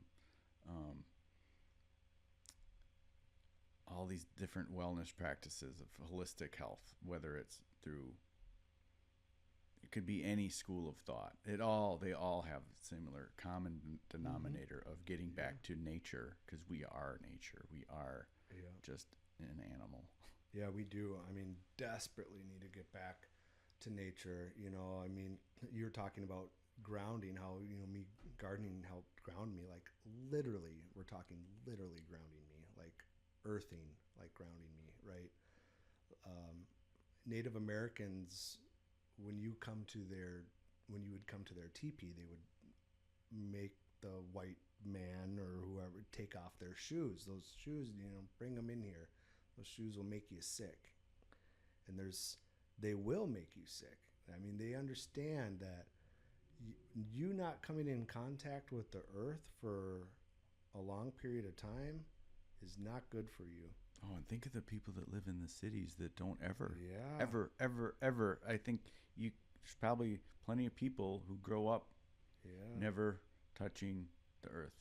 That's one of the reasons why I got that hydroponic garden for the inside, is just so I could touch plants during the winter. Just so I could feel grounded and that connection with plants and be able to touch them. I knew that that would help me ground myself more, because every time I'm out in the garden, my anxiety and depression would go away, and I would, it was definitely the best therapeutic cure if I could just get 1 hour in my garden a day. Uh, I mean, there is really something there. I just wish we were all gardeners like that again, because it's such a great free therapy. And then the love that you show this plant determines what it does. I mean, it is really a connection between these plants that you start to get. And I go around every day and make sure all my plants are okay. And if I don't check up on my plants every day, they don't do as well, right? Because I know, you need a little help. You're bending a little bit over there because a little bit too much water on this side. I see. Let me help you out. And if you don't check up on your buddy for a couple days, he could have turned sick. So it really is. You're going around checking up on all of your friends, and you start, when all your friends are doing good, and you're seeing them grow, it just makes you feel good too. Mm-hmm. Go by, high five them, say hello. Yeah, and then gardening for me is like everyone's got to have a hobby, and for me that hobby just so happens to also benefit me and my family. Right? I'm not going to the casino and gambling my money away or their money away. The time I'm putting in, I'm doing something fruitful still for my family, even though I'm away from them. I can still do something that is beneficial to our everyday. So gardening is, my grandpa had a huge garden. My parents are big green thumbs. Yeah, it's just a part of me, and I know that it's so important for my stress levels, for me to just ground myself. Like, it reduces my inflammation when I'm out there. I don't feel that anxiety and that inherent something is wrong when I'm out there. It's definitely one of the biggest things I would say behind just general exercise. Out of the whole pie, if you have any kind of mental health issues, whether it's this anxiety and depression where I, can get myself up until noon or whatever, or real, or minimal, whatever, maybe you can't go to the grocery store or something like that because of social anxiety or something. The best single thing out of all the things, eating well, medications, meditation, the biggest part of the pie is definitely working out. If you get your heart rate up and put in that workout for a half hour or an hour, like when we were going to the wellness center there, at Ho Chunk, that I quickly started noticing that of all the things I do, that had the greatest effect instantaneously for the longest period of time, over the medication, over eating right consistently for months, over meditating every morning, the workout. Moving your body, getting that unstuck energy moving, getting the stuck energy moving. It is the biggest part of the pie. Yep. And that's part of gardening too, because when I'm gardening, I gotta go get some dirt. Let me take this over here, carrying this and that back and forth. I'm breaking a sweat out there, but it's still not like going to the wellness center. It's a little bit, it's like the second biggest piece in the pie is just to have that, any kind of therapy, whatever you do. Maybe you paint, or maybe you draw, I garden, any kind of therapy like that. Journal is right behind working out. Well, I mean, that I could see that being true in your experience, because you went from not working out not moving your body very much and working at a computer all day to moving your body, Mm-hmm. huge profound effect. Yeah. But there still is plenty of people who work out on a regular basis who are suffering from anxiety, depression, and suicidal thoughts, and they found this. And any wellness modality can work like that, whether it's Mm-hmm. yoga, meditation, exercise, eating properly. They all have their plateaus Sure. because there's so many different pieces of the puzzle that are interconnected Yeah. that if we're lacking in one area big time and we embrace this modality of, say, it's meditation or exercise or yoga or gardening, it will instantly feel better. Like, oh, this is the answer. This is why I feel better. All we It know will is what we know. plateau. It will plateau. Right. So there's always, Yep. there's never a point. Muji says this. That, what does he say? Now I can't think of it. Is it contemplation or self-assessment? Something like that. Forgot the word. A look inward is a glance inward is important at every age of our life. There's not this point that we get to, even though we feel like we're on this journey to whatever you want to call it, healing or transformation or enlightenment, whatever you want to call it. It's a chase or a seeking for something that has always been there, that's always going to be there. It's discovering it Mm-hmm. and seeing it as opposed to getting there. Mm-hmm. Right. It's already the there. Process, right? Yeah. And to me, it's an ebb and flow for me personally. Like my different things that I do and I practice, it definitely changes with the seasons, and then it Mm-hmm. ebbs and flows in the seasons too. Yeah. And there's always that point that look inward it's always going to be there Mm-hmm. Yeah. because it's a never-ending journey.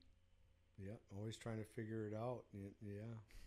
I mean, prior to me, feeling invincible until I was like 18, 20, but then ever since then, yeah, it's been much more of a looking inwards rather than looking outwards kind of scenario for me too.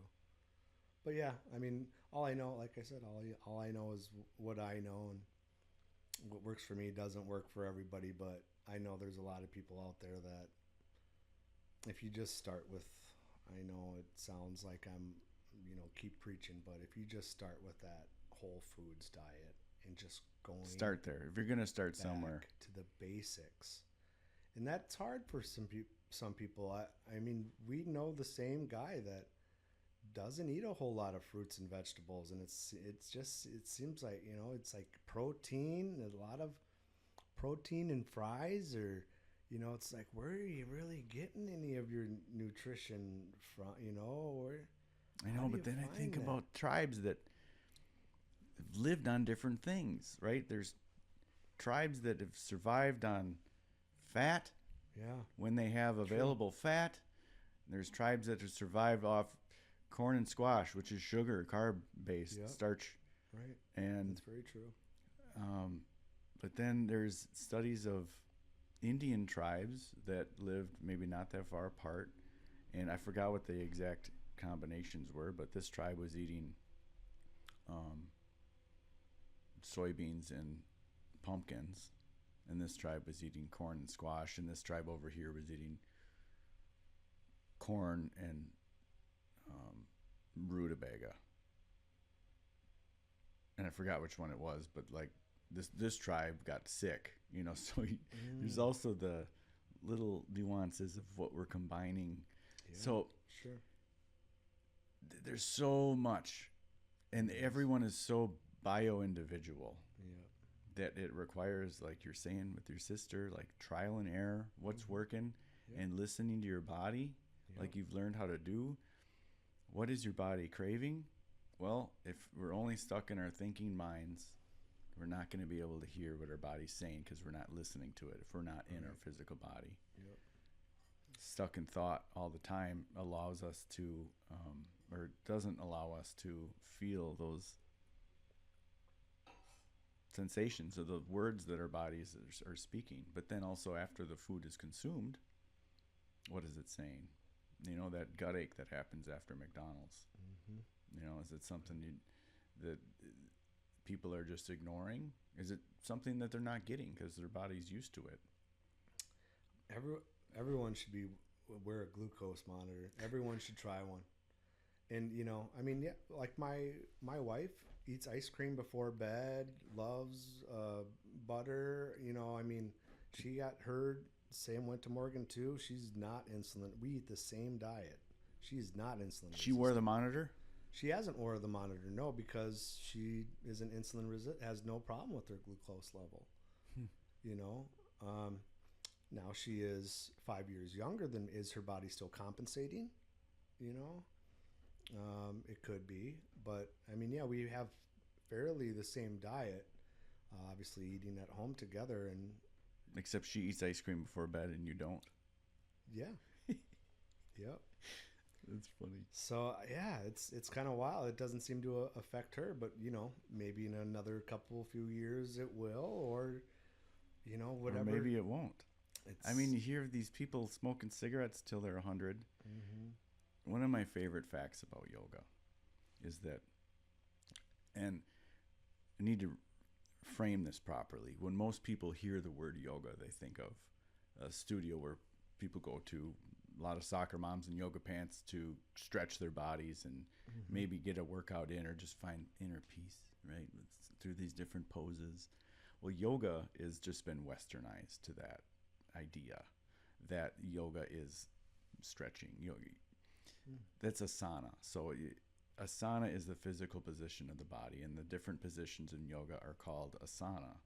But the original yoga sutras 3,000 years ago that wrote about yoga as being an eightfold path, 8 different branches to the tree. Or it's a good analogy is a tree itself. Like the roots represent the first stage of yoga, and the trunk of the tree is something else, and the bark is something else, and the branches are something else, and the leaves are something else, and the fruit is something else.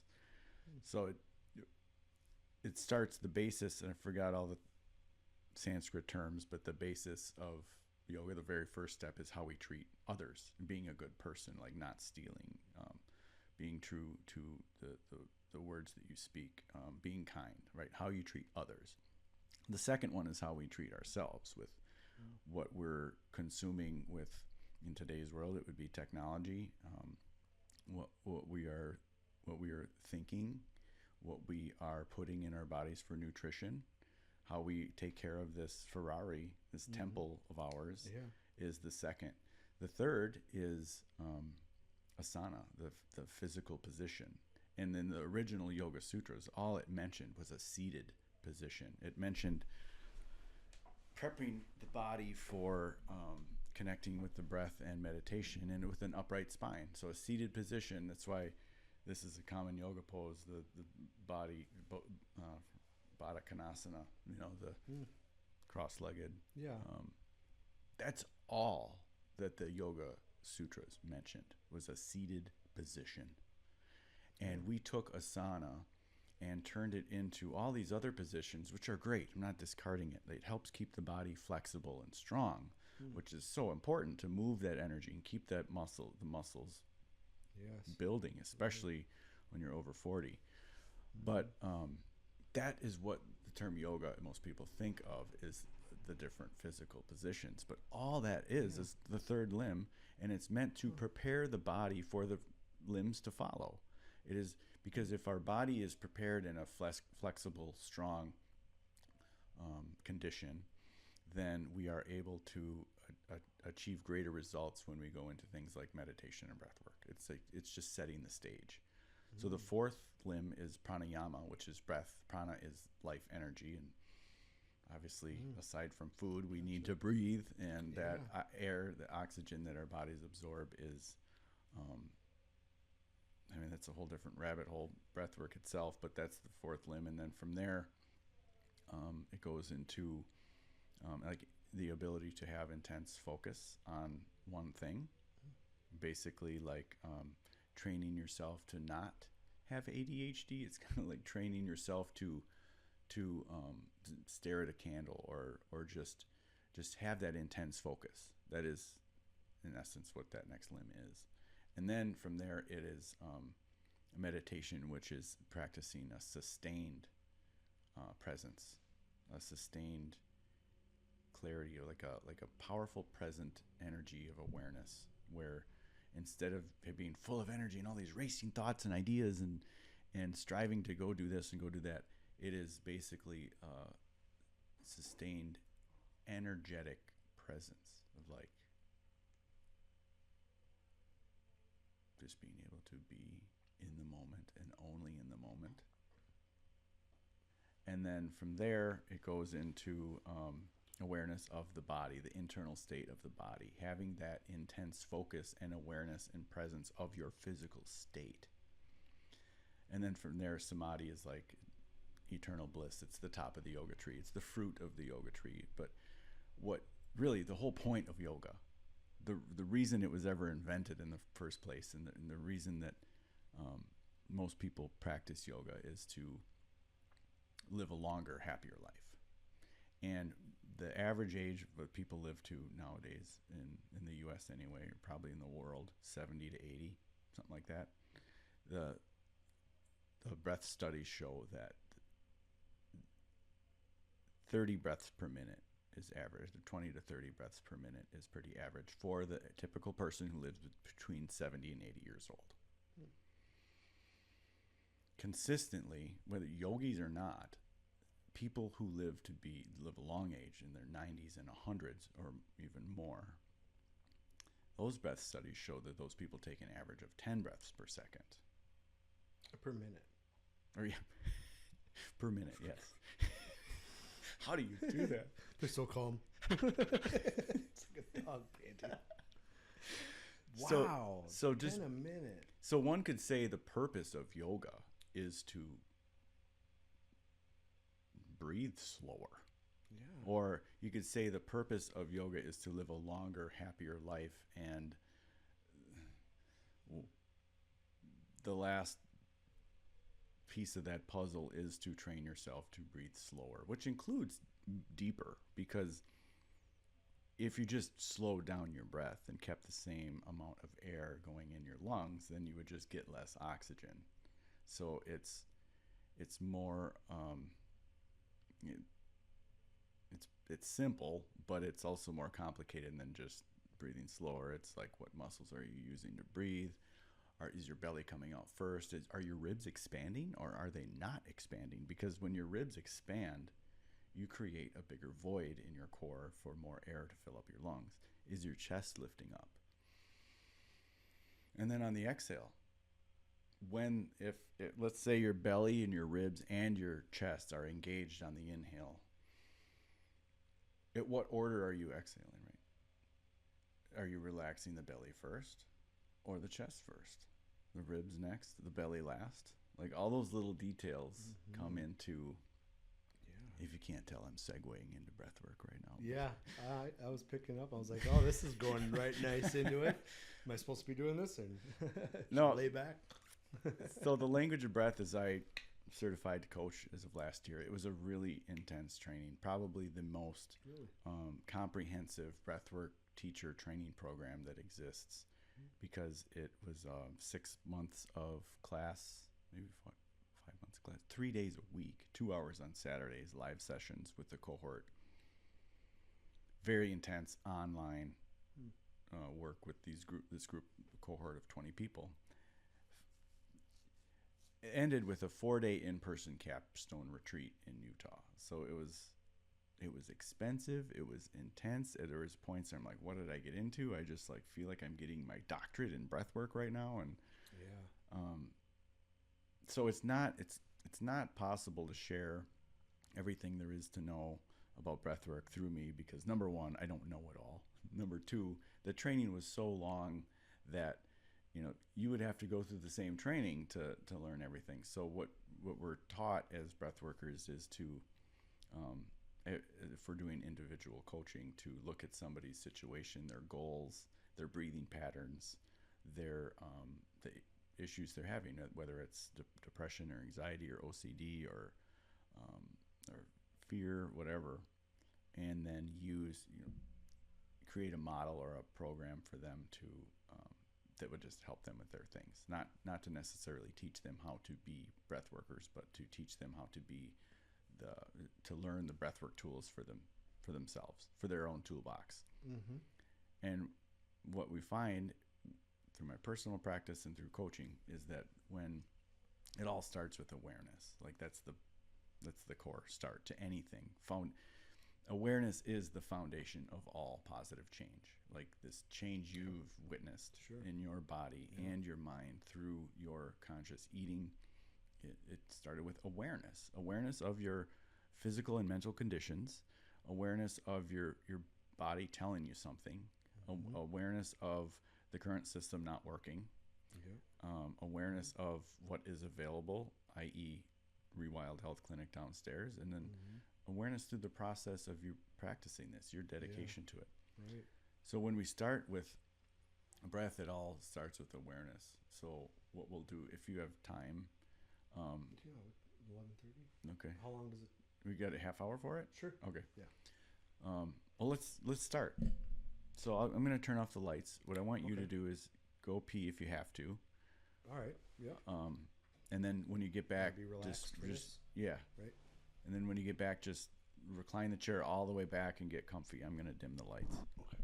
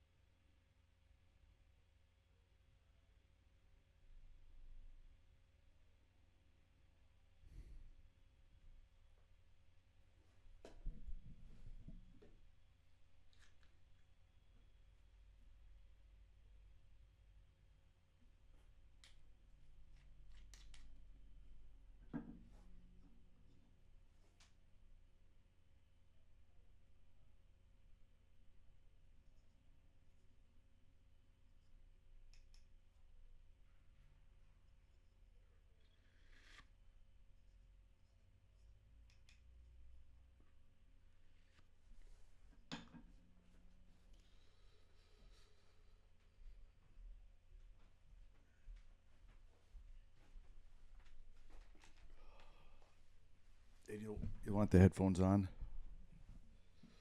Do some music.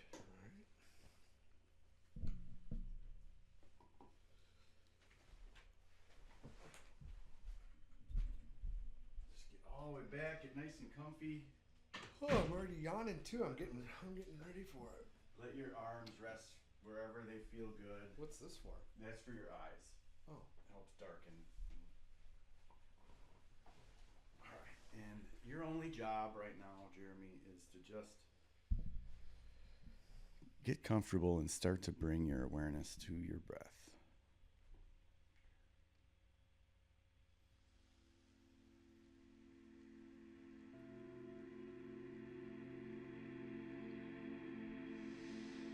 And as we practice this, it's totally normal, just like any other part of our day, for thoughts to drift in.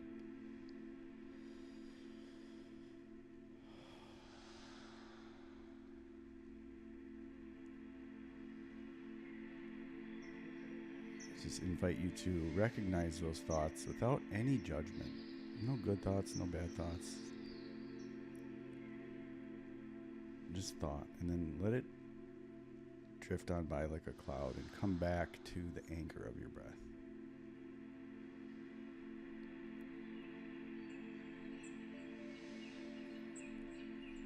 sometimes when people start, say, meditation practice, they'll say something like, I'm not good at meditating, or I can't turn my brain off. But know that every time a thought comes in your mind, the fact that it's coming in means that you are currently in the thought, on the thought train. Okay, you're riding the thought cloud.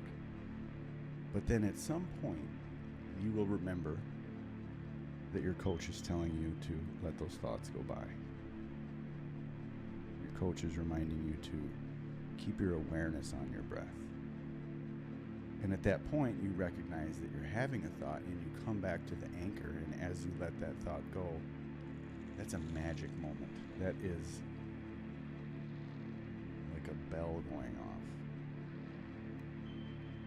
And so with a very busy mind, we will have lots of bells go off, knowing that each time a bell goes off, that's the magic moment. That is you building your muscle of presence.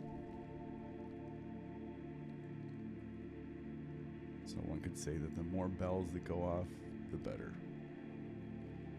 As long as you're recognizing it, coming back, keeping your breath as your anchor. There's no wrong way to do this. Trust that you're doing this right, my brother.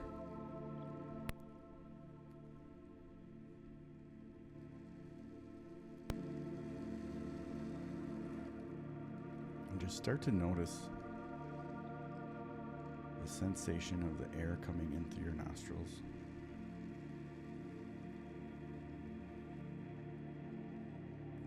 Notice if it feels any different on the way out. If the air feels different, maybe on the way out it feels a little warmer, a little more moist.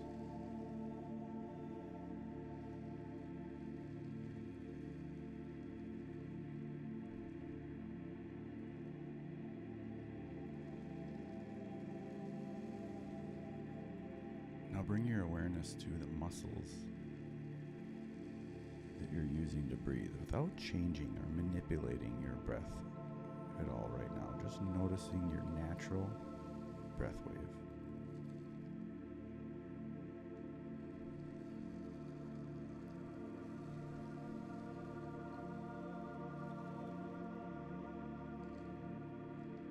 Bring your attention to your belly. Noticing if it's rising and falling.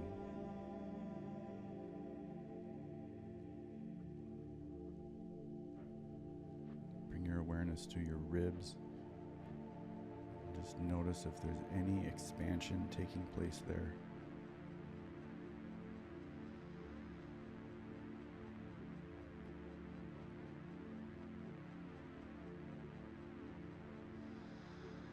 And notice if your chest is lifting up at all. Maybe it's not. Whatever you notice is perfect. I'm not trying to change anything here.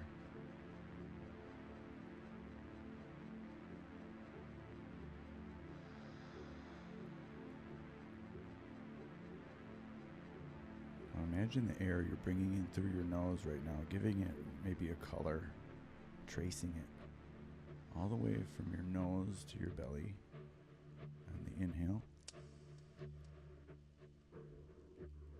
and slowly tracing it backwards, back out from your belly, back out your nose.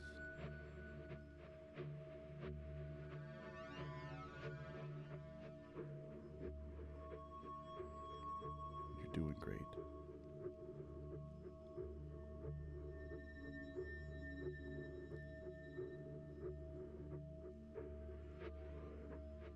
What you're practicing right now, Jeremy, is the awareness exercise.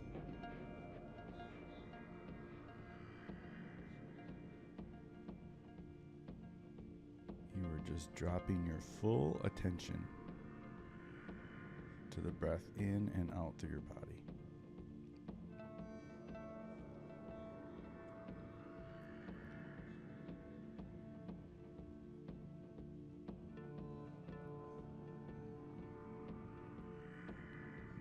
move into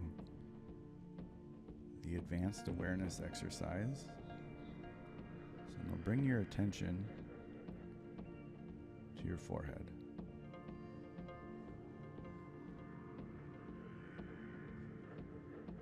You can feel the pressure of the headphones in your ears. You can feel the weight of the mask across your eyes. Maybe you can feel the air in the room on your face. With each exhale, just relax a little bit deeper, relaxing your forehead, relaxing your jaw.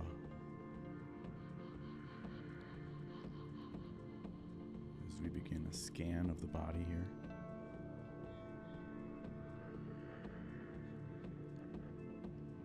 Allow your awareness to move down into your throat.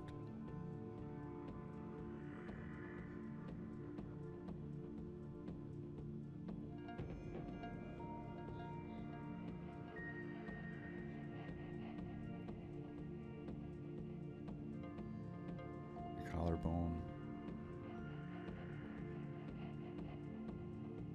To the tops of your shoulders.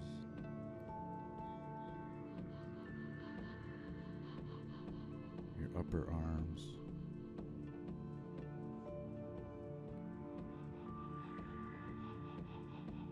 down to your elbows, your forearms,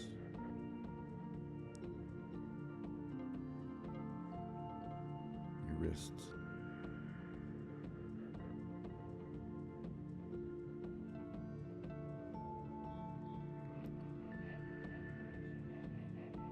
whatever this body scan means to you. Maybe it's like a sense of having an internal camera,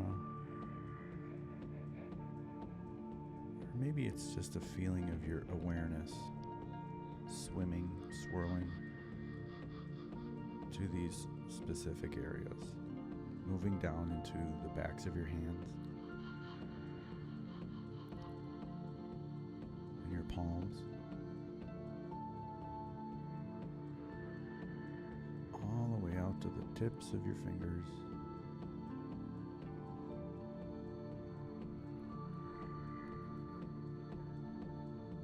Now on your next inhale, imagine that your arms are hollow and you're breathing in through your fingertips. All the way out, inhaling through the fingertips, letting your awareness move up to your shoulders. Next inhale, as your awareness is resting in your shoulders, take a nice deep inhale, letting that awareness rest at your shoulders, and as you exhale, let it melt down into your heart, swirling around.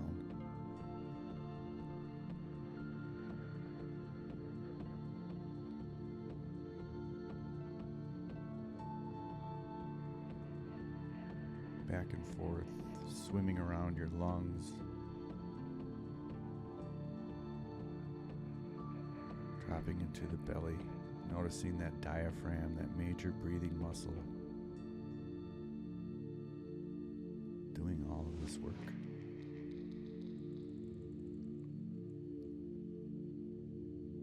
Down to your lower abdomen.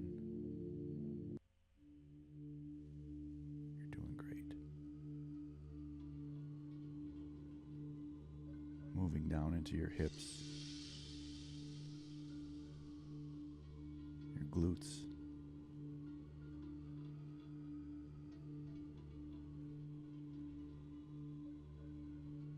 your pelvis,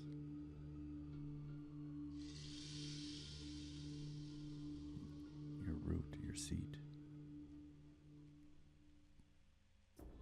down into your thighs. Bring your awareness to the skin of your thighs.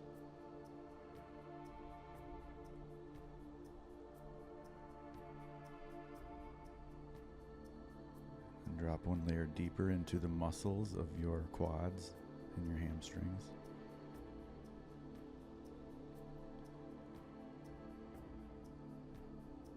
Noticing the sensation of those muscle fibers resting in your legs.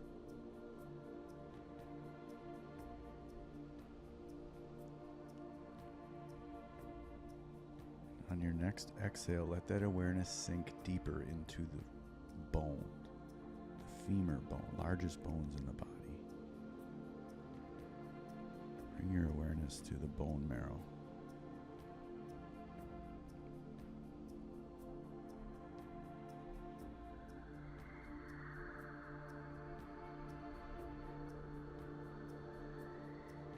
Slowly letting that move down into your kneecaps.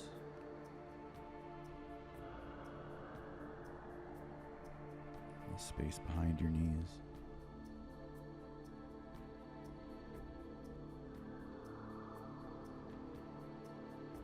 Down into your shins. Your calves.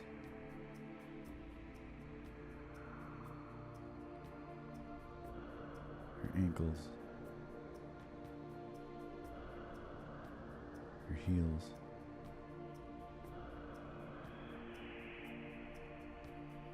Tops of your feet.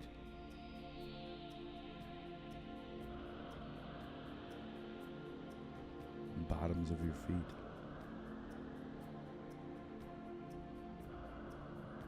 All the way out to the tips of your toes.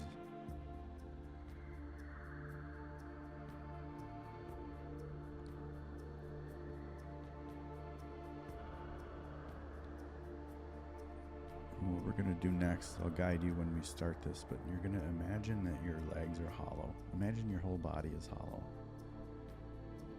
And that your lungs are your entire body. Your left half is your left lung, and the right half of your body is your right lung. And as you breathe in through the bottoms of your feet, let your awareness climb up your body all the way to the top of the inhale to your crown. As you exhale, let that awareness, let that breath move from your crown to your core, to your legs, and back out your feet. If it feels right, you can start to deepen your breath here. As you slowly imagine this energy moving from your feet to your crown on the inhale, washing back down your whole body and back out your feet on the exhale.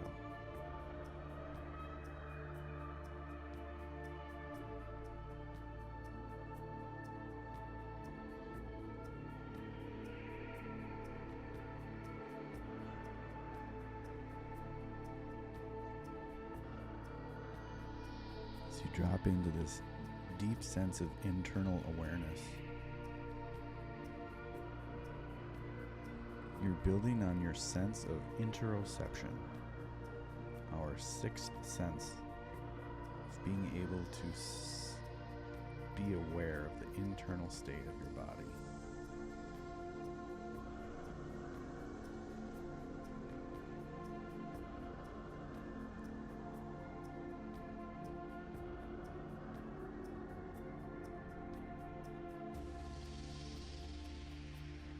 The word emotion, emotion, is just energy in motion. It's easy to think that emotions are felt as in a state of mind or a thought or a feeling. But before any thoughts ever take place as a result of an emotion, very first thing we feel from any emotion is a physical sensation.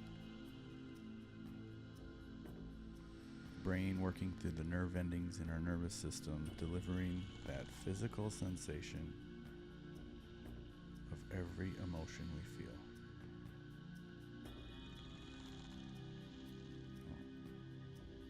What I'd like you to do now is think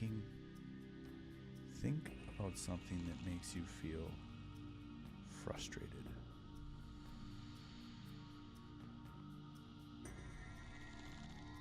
Think about your biggest pet peeve.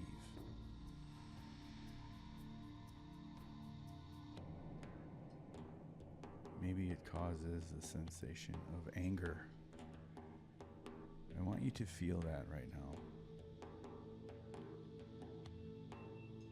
Notice where you feel that emotion of frustration or anger in your body.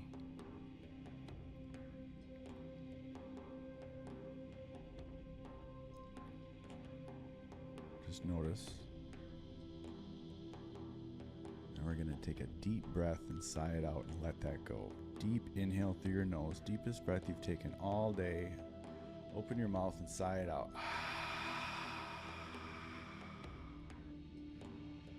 Just let that go. Drop back into your body. And think about something that makes you feel joyful. Something that makes you feel whole.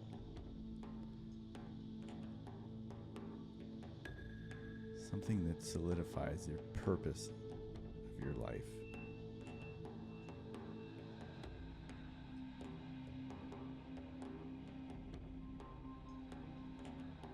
Maybe something that just makes you smile and makes you laugh and makes you feel so good.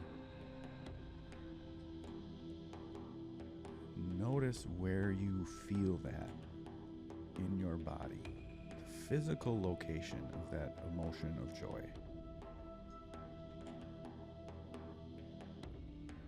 Where can you locate that?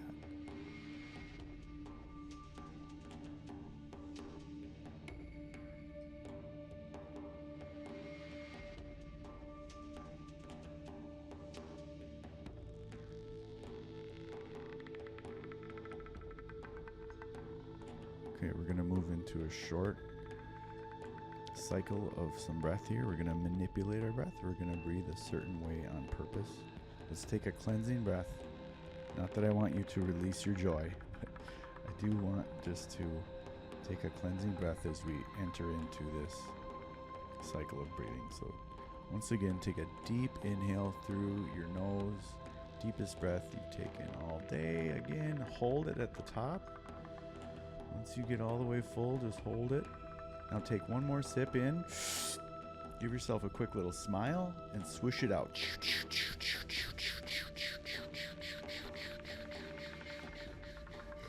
Try one more time. Swishing it out on the exhale. Deep inhale, all the way full. Belly, ribs, chest, expand and hold. Quick smile. Swoosh it out.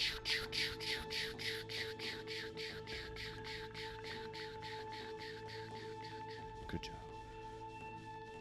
Okay, we're going to enter a breath now called Cadence of Bliss. So I will count for us. It's a 4-second inhale, 7-second hold, and an 8-second exhale.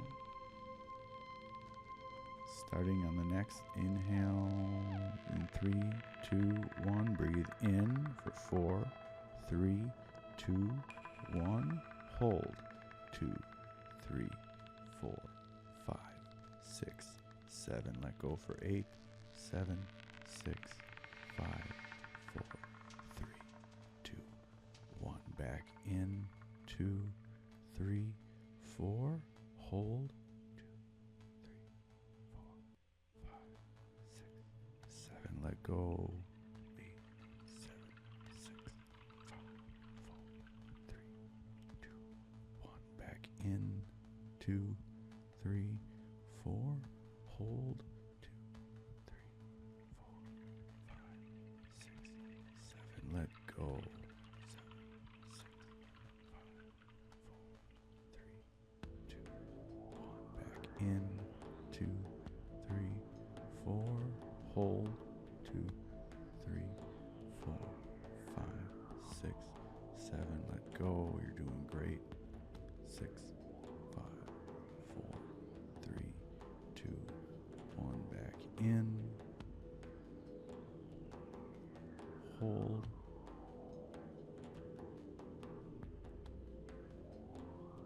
Letting go.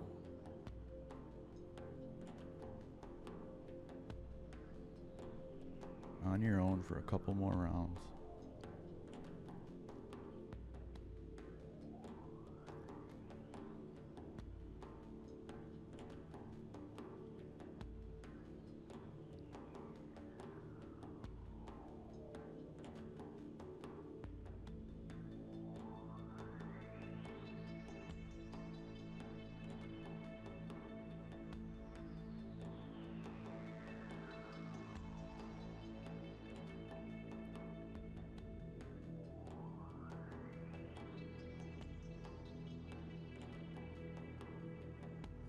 job. Just return to your normal breath now for a moment. And just take note, like an internal journal, of how that cadence of bliss exercise made you feel.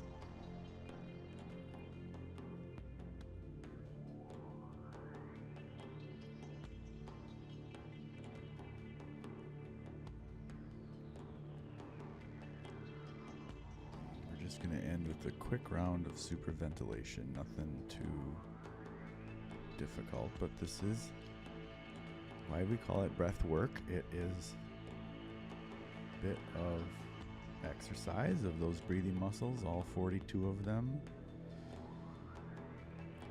So what this is going to be is a 3-second inhale,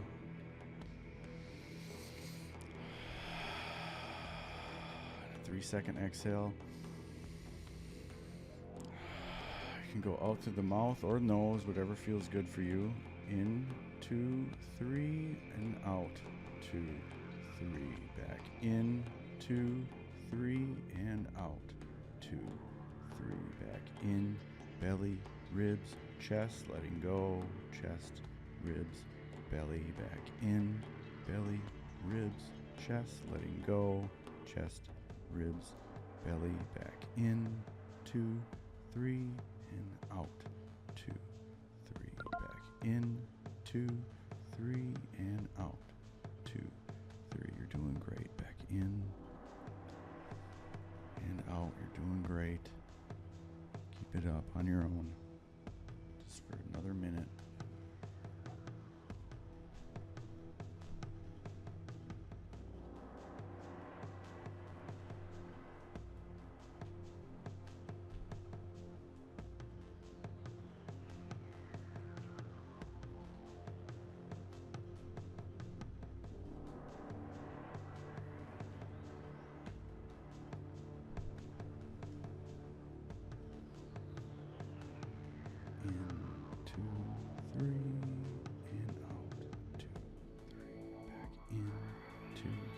Full expansion. Good job. Out. 2, 3. Back in. Nice and full. 10 more.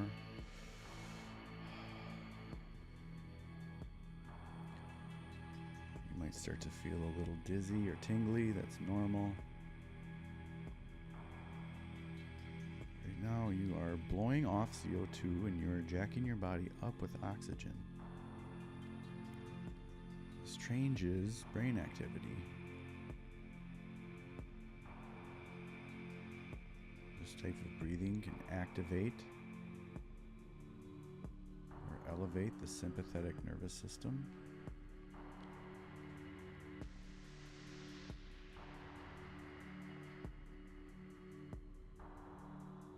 This type of breath can give us energy or give us motivation. Can also make anxiety worse, knowing that the breath is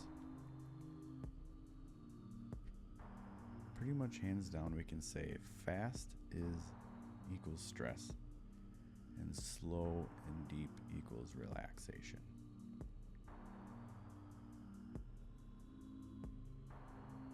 Okay, good job.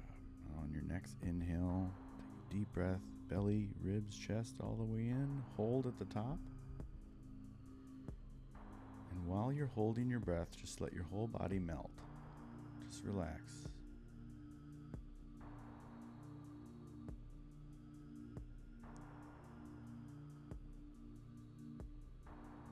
And as soon as you get the urge to breathe, count backwards from 10.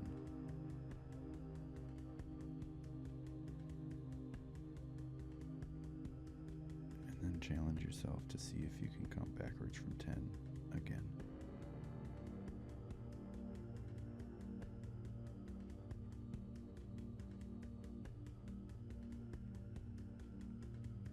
Notice if you can feel your heartbeat in your belly.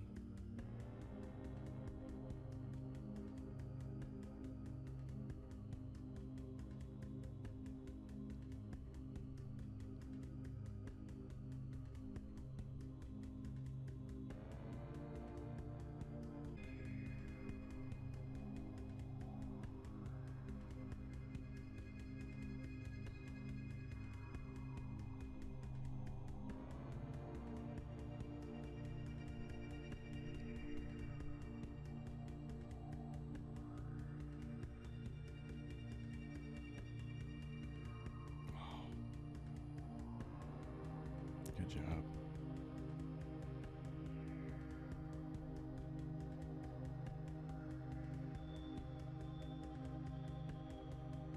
Now for the last couple minutes, just let your breath be however it naturally is.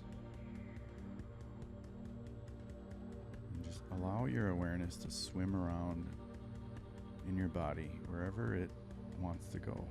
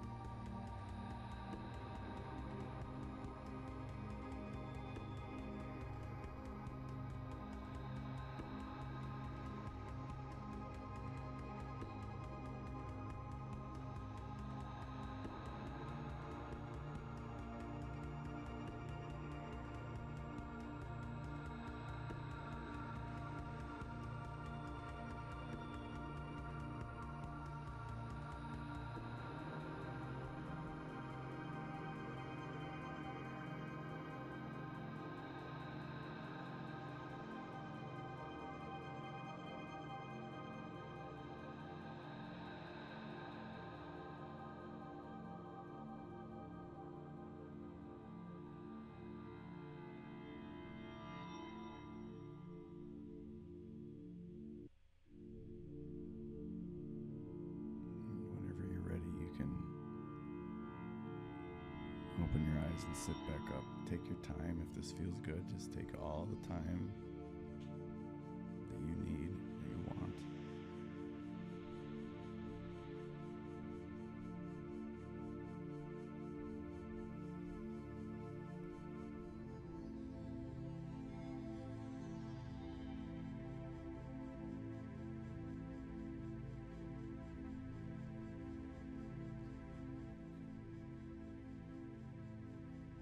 You did great, man. Thanks. Oh, I could have just taken a nap right Yeah, I could tell. I saw you getting the there. Got the go to twitch. sleep twitches. Yeah. That was funny when you said you might start feeling your heartbeat in your stomach, and it was like, doo-doo. It's like you're talking to me, and then it just happened. That's interoception, man. Yeah, That's awesome. that is. Not everyone can feel that. It's very interesting how you can start to feel your heartbeat in your stomach there. I started doing it. And yeah, it's probably a rabbit hole I could go down this afternoon too if I wanted to. Huh? Some people can train themselves to feel their heartbeat in their like right pinky toe or wherever they put their attention. It's really a skill that can build over time. For some reason, some people are better at building that skill than others. I'm not. I wouldn't say I'm good at it. I can feel it in my belly like you just did. I felt it in my leg before, but yeah, that's interoception. And that's a scientific term for a very ancient branch of the yoga tree. I do feel very relaxed. Good. Yeah, I can see how that helps. And that was a very mini short session. We didn't do anything heavy.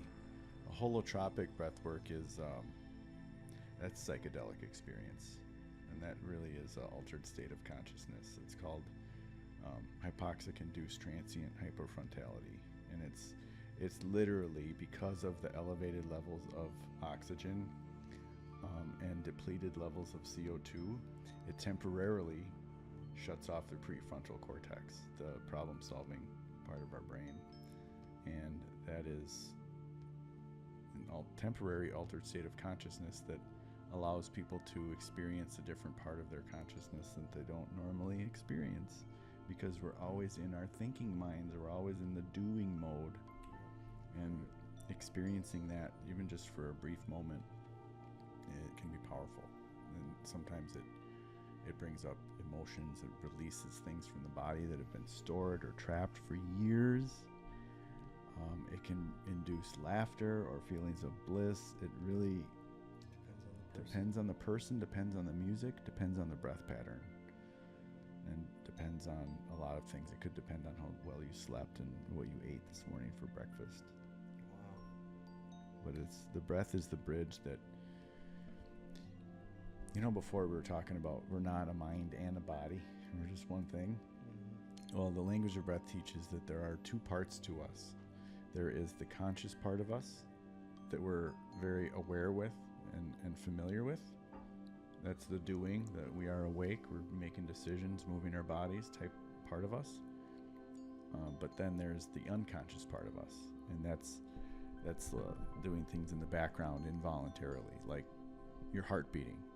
You don't tell your heart how or when to beat, it just automatically does. Your blood sugar, your blood pressure, your digestive enzymes are all things that take place, and what your thyroid's doing. You don't have to think about it. It's automatically happening in the background. That's the unconscious part of us. So we have these two parts of us, the conscious Jeremy, the unconscious Jeremy. Breath is the bridge that connects the two, because breath is the only vital bodily function that can be controlled voluntarily and involuntarily. You could live your whole life to 100 years and never once put attention or control or manipulation on your breath. Don't ever have to think about it. You'll still breathe, but the heartbeat's not like that. Blood pressure isn't like that. The only way we can consciously control our heart rate or blood pressure is via the breath. And it is the only language that the nervous system understands. The nervous system doesn't understand thought, because if it did, we would be able to think our way out of overwhelm, think our way out of anxiety, think our way out of depression. Sure. But the unconscious part of us is what delivers thought and is what delivers the state of our nervous system. So we can't use the same part of us to communicate with the same part of us. It's like trying to bite your own teeth or touch your own finger. Or see your own eyes. It listens to breath because it is that bridge between the conscious and unconscious part of us. So when we connect with it, like you just did through this awareness exercise, dropping into your body, connecting with your breath, you're building a better relationship between, I better take this. Go ahead. The conscious you and the unconscious you. Yeah. It's like couples counseling for yourself. Yeah, good point.